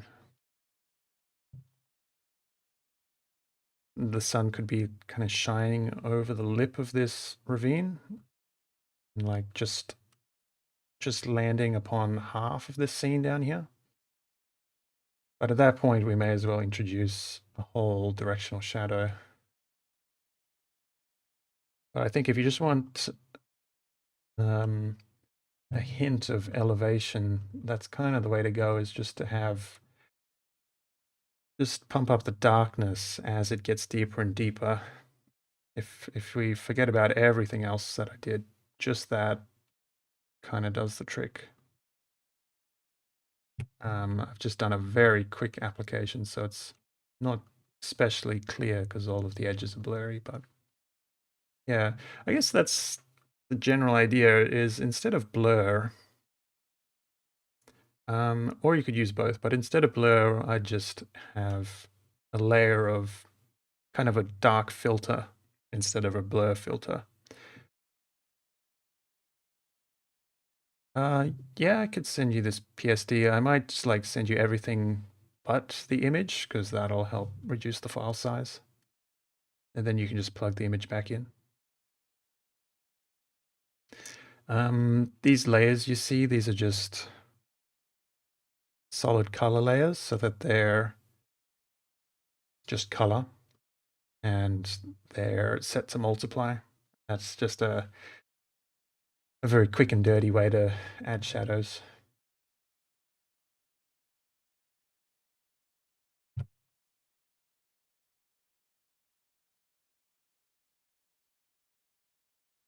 Probably wouldn't darken that. Yeah, it's tough because, I mean, when you look at satellite imagery or top-down photography, there's the same issue where it's not really clear the elevation levels. I think the hint really comes from directional shadows. It's the same effect that makes photographs from like a mountaintop look much less steep than they actually are.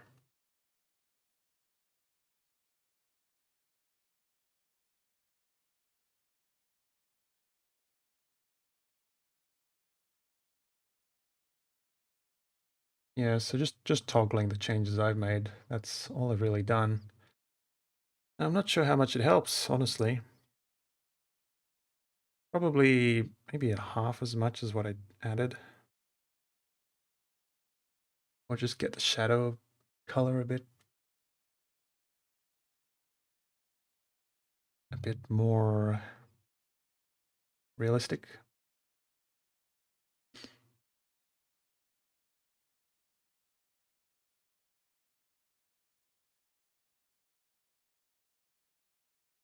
Yeah, I'm not sure how well I did, but I hope that helps. In general, I think it's just all about shadow. But blur, that's also a good shorthand, you know? It might not be realistic, like a camera wouldn't capture it in this sort of way unless it was a miniature diorama. But as shorthand, it does the trick very well. But I'll send you this PSD for what it's worth.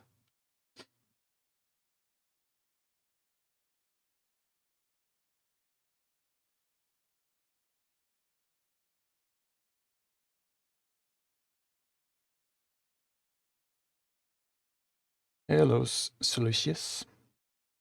Yeah, we're having a good time. I'm just about to step away for a minute or two, and then we'll be coming back to these. There it is.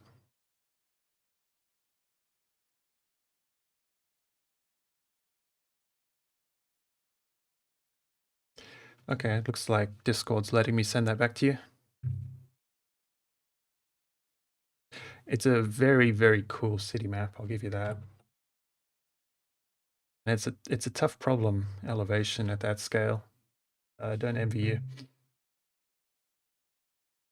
Hmm.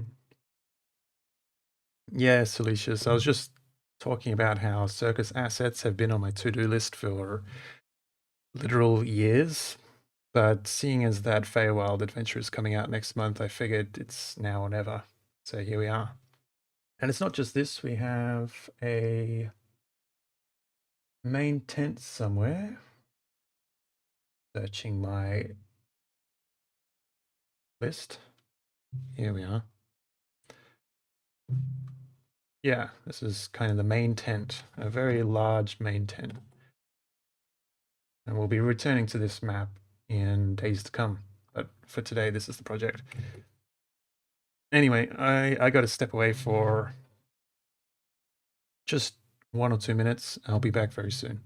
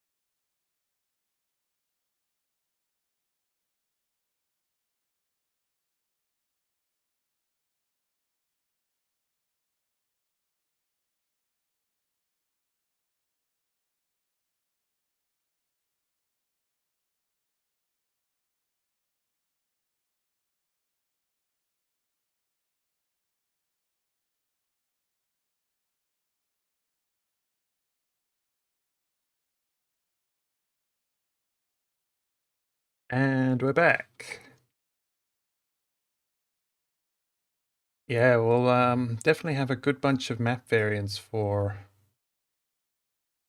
Wild Beyond the Feywild. Maybe not. I'm not sure what that is off the top of my head. I lied. I said it would be a few days before I busted out this tablet, but I think I have use for it now. It's not plugged in though.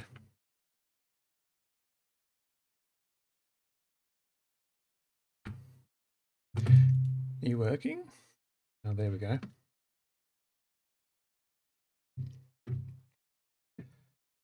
Okay, so first order of business, we have this red line art, and I want to transfer certain sections of it to the black line art.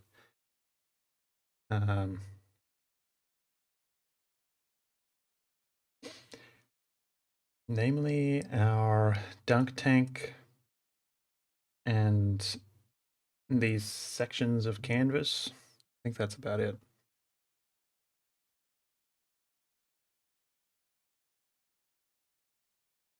Ah, and like right here, there should be a wooden beam. So that's easy. How best should I go about it?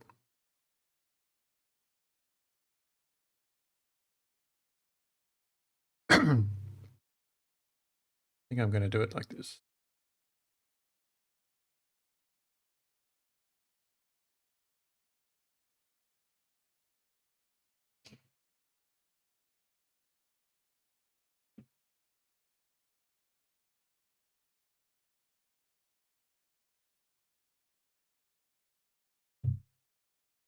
I'm just going to paint in the areas I want to keep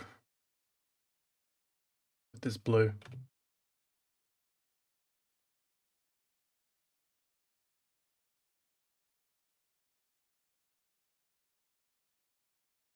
Now, I actually had second thoughts on this. Like the barrel without that bottom section, I kind of prefer it.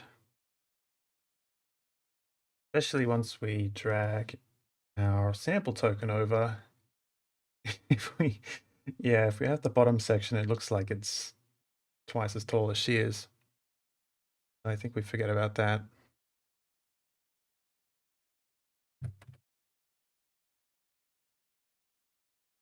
And we just keep it around about that tall. Those are some big apples. That's also true. Maybe they're watermelons or something. But I want to err on the side of too big because it's one thing to scale down an asset and another thing to scale it up.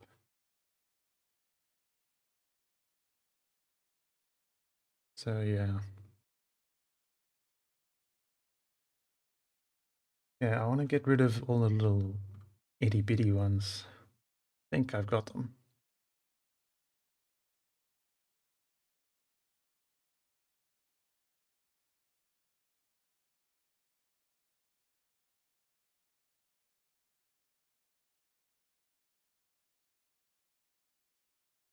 Okay, let's get this done in the next 30 minutes. After that, I gotta go study. Well, I gotta eat something first and then study.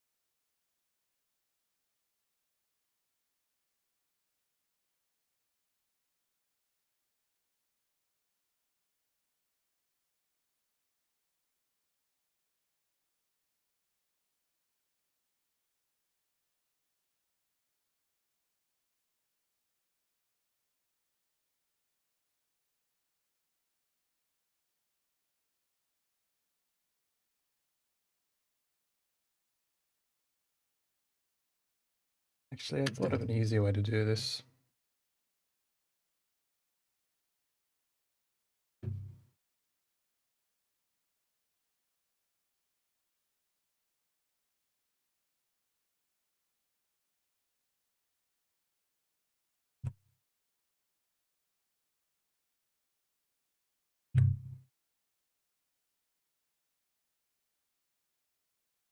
Ah, that's not the way.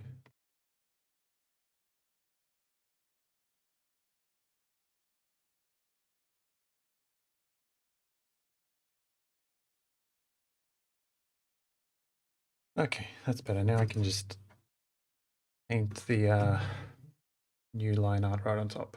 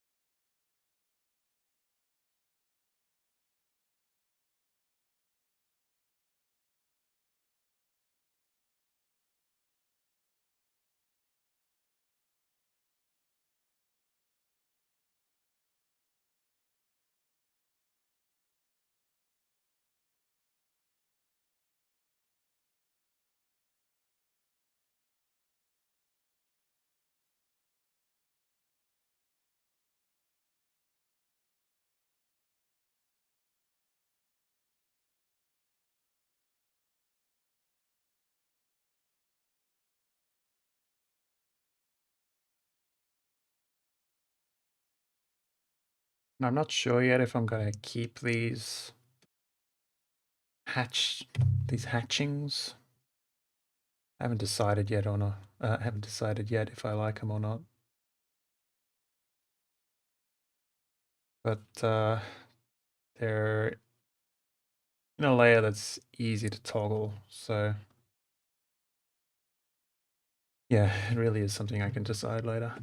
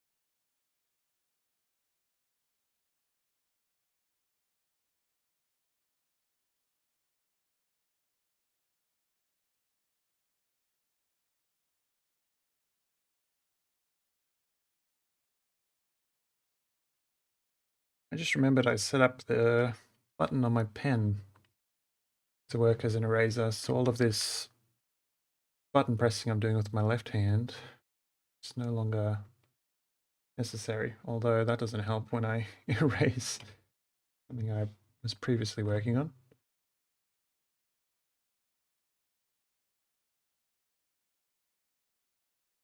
Just got to make the eraser smaller. Yeah. And then it's also a little bit too high up the pen. If I had to criticize this pen, it'd be nice if the button were in a different spot.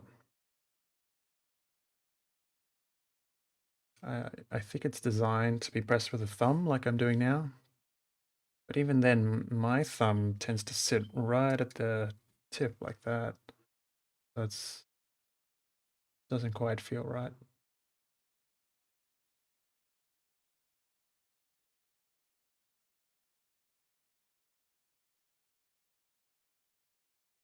I think I can use just about any pen with this tablet though, so. Maybe I just have to dig up my old other Wacom pen.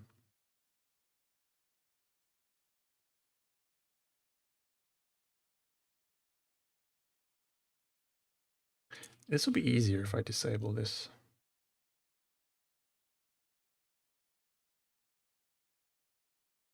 Yeah, that's much easier. I can see what I'm doing now.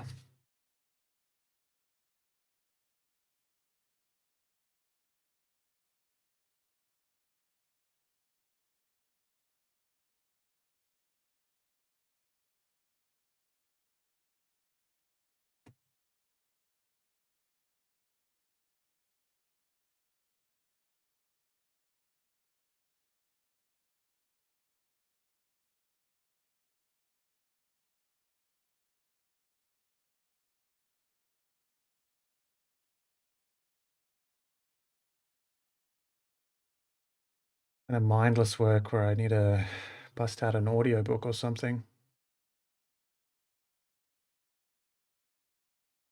Not much to say and not much to think.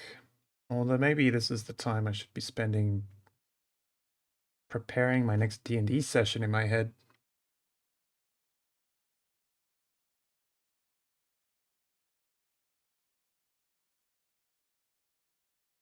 That's something I don't do enough of.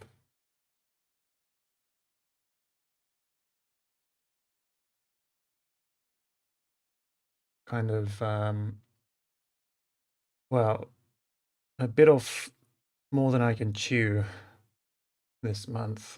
in terms of maps, so I haven't had any free time to prep D&D sessions. So my lovely friend Jeff has been dungeon mastering for us past few weeks, but I really want to pay it back to him and DM.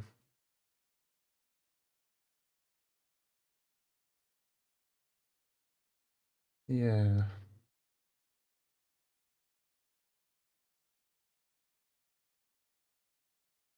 Although I've kind of done all the thinking required for the next session. I have to do the other prep work like pairing stat blocks and I like to have a bit of music to play, collect some of that up. So I'm kind of done with the thinking. Maybe what I need is an audiobook.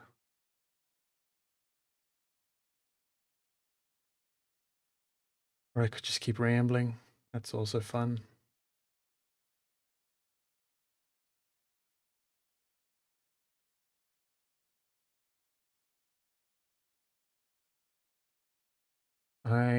I want to try using the edit features that YouTube now has to split these streams up once they're recorded. Excuse me. To split them up into like chapters of a map's creation. So, for example, these carnival assets, I can trim this stream that we're recording right now down to just the portion where I'm working on the carnival assets and get rid of, cut out the bit where we were looking at Owen's city map. Not because that's not good content, but just so that at the end of the month, I'll have these videos, carnival assets part 1, 2, 3, 4, 5, 6, 7, etc. And I can put all those into a playlist and share, like, this is the carnival map assets from start to finish. And it's all free of the fluff, all the be right back moments and the tangents and whatnot. And as a side effect, I'll be able to find out exactly how long I'm spending on these things. Because often people ask me how long I spend on my maps and assets, and really they vary wildly. But it would be nice to know. I have a general idea, but it's a very vague one. So it'd be nice at the end of the month to have all those different videos to look back at, even if nobody ever watches them. Just to see, okay, part 1 was 40 minutes, part 2 was 30 minutes. There's 10 parts and they total up to X amount of minutes. That's interesting. Maybe I'll put them in the blog post too.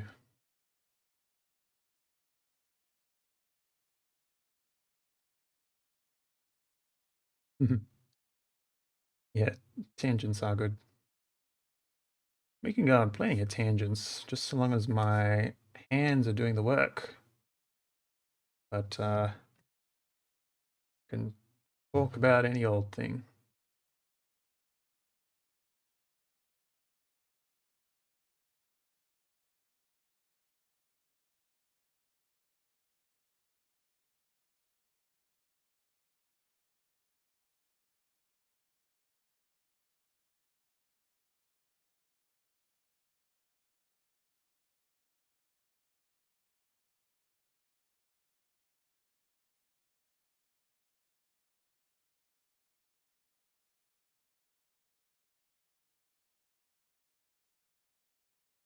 Yeah, Jay. I'm thinking, as well as splitting the videos, the streams up into separate videos, I'll also try and add those table of contents in the description. So if you're looking for, like, how does Ross do his watercolor stuff, you can go to Carnival Assets Part 3 and skip to the bookmark for watercolor. And in so doing, can kind of find exactly what you want. Then you can listen to me ramble about watercolor.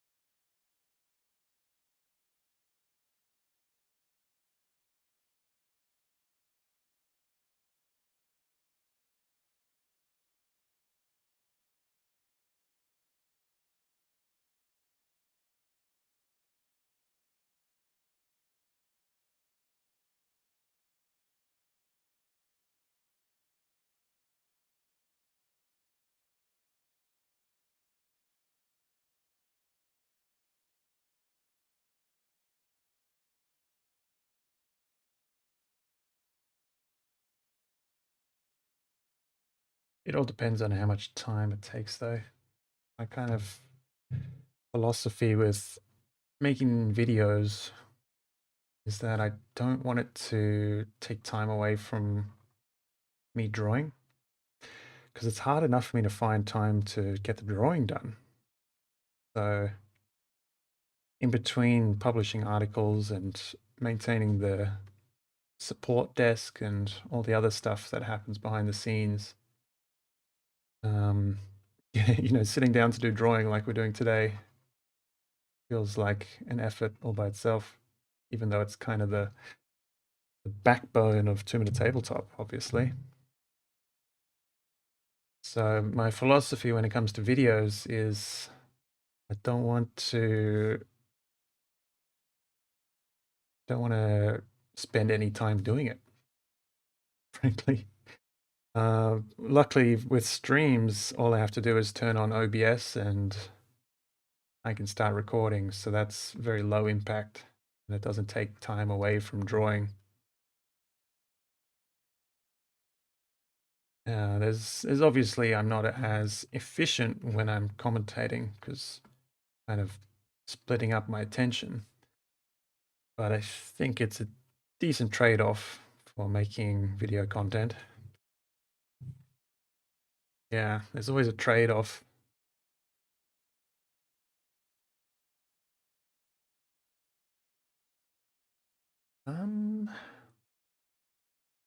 Is to be like this, yeah. And that's why I'm streaming these days rather than making DM's drawing guides. Because those were also very simple videos, but yeah, it's still time that I could have spent making other stuff.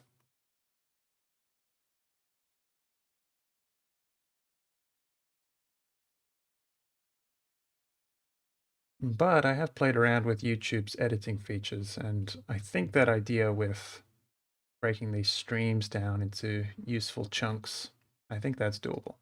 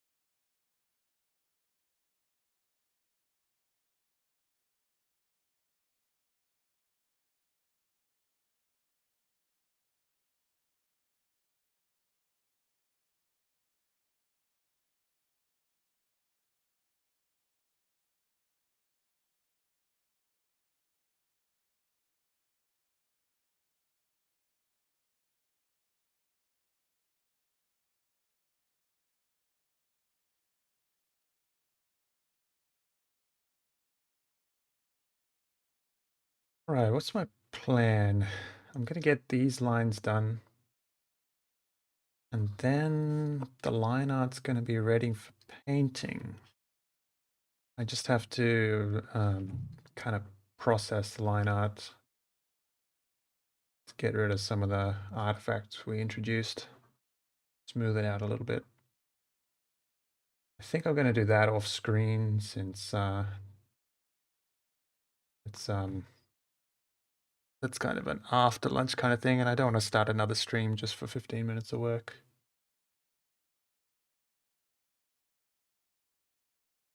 so yeah, my plan is I'm going to finish introducing these extra little lines, and then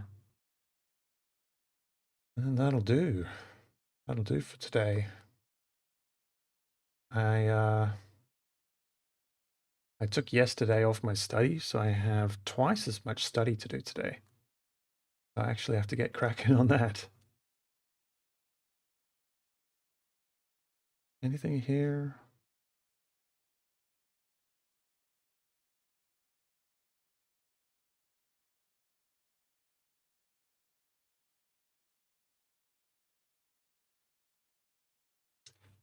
Actually regret these ones.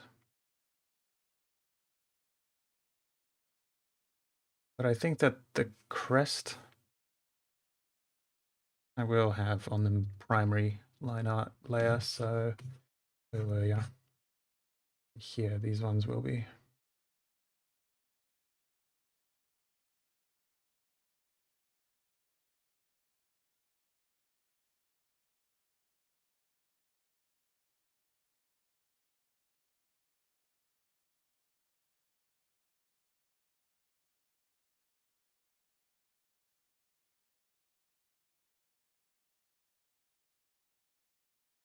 That really helps show the structure.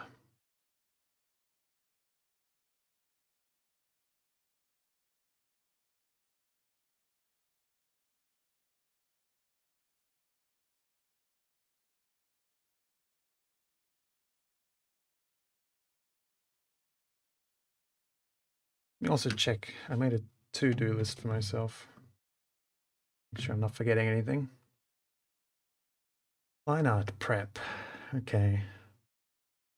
I had 3 other things I hope to get done after this line art prep, but as with most things, it takes 3 times as long as you expect, so no worries, we'll get to those ASAP another time tomorrow. That's done, so do we see any other red peeking through? Not really. Not at all. There's just our barrel, which we decided against. Maybe I should downsize that. Those are some big apples. Nah, they'll just be comically big apples. I might want to embolden the line art on this thing. And also there's some watercolor tweaks I want to make, like the watercolor on the Canon is too dark compared to the rest of it. But you'll see all that in the next stream we do on these assets. Let me make a little bit of padding because it just annoys me when that's too close to the edge.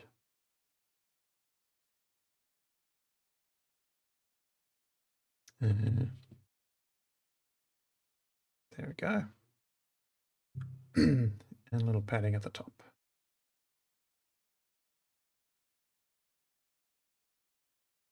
And I want a little padding at the bottom too.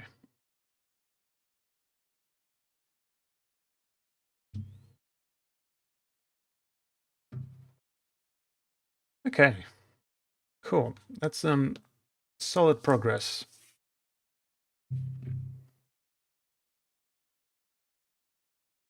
Definitely. Yeah, I still think on these circus tents we might get rid of the hatching. Lucky the workflow that we used, it's that simple to do. So they're there if we want them, but you know, we don't need them. This is that plastic kind of top kind of look, right? But the hatching might be useful if we want like a canvas kind of look. So yeah, I'm undecided.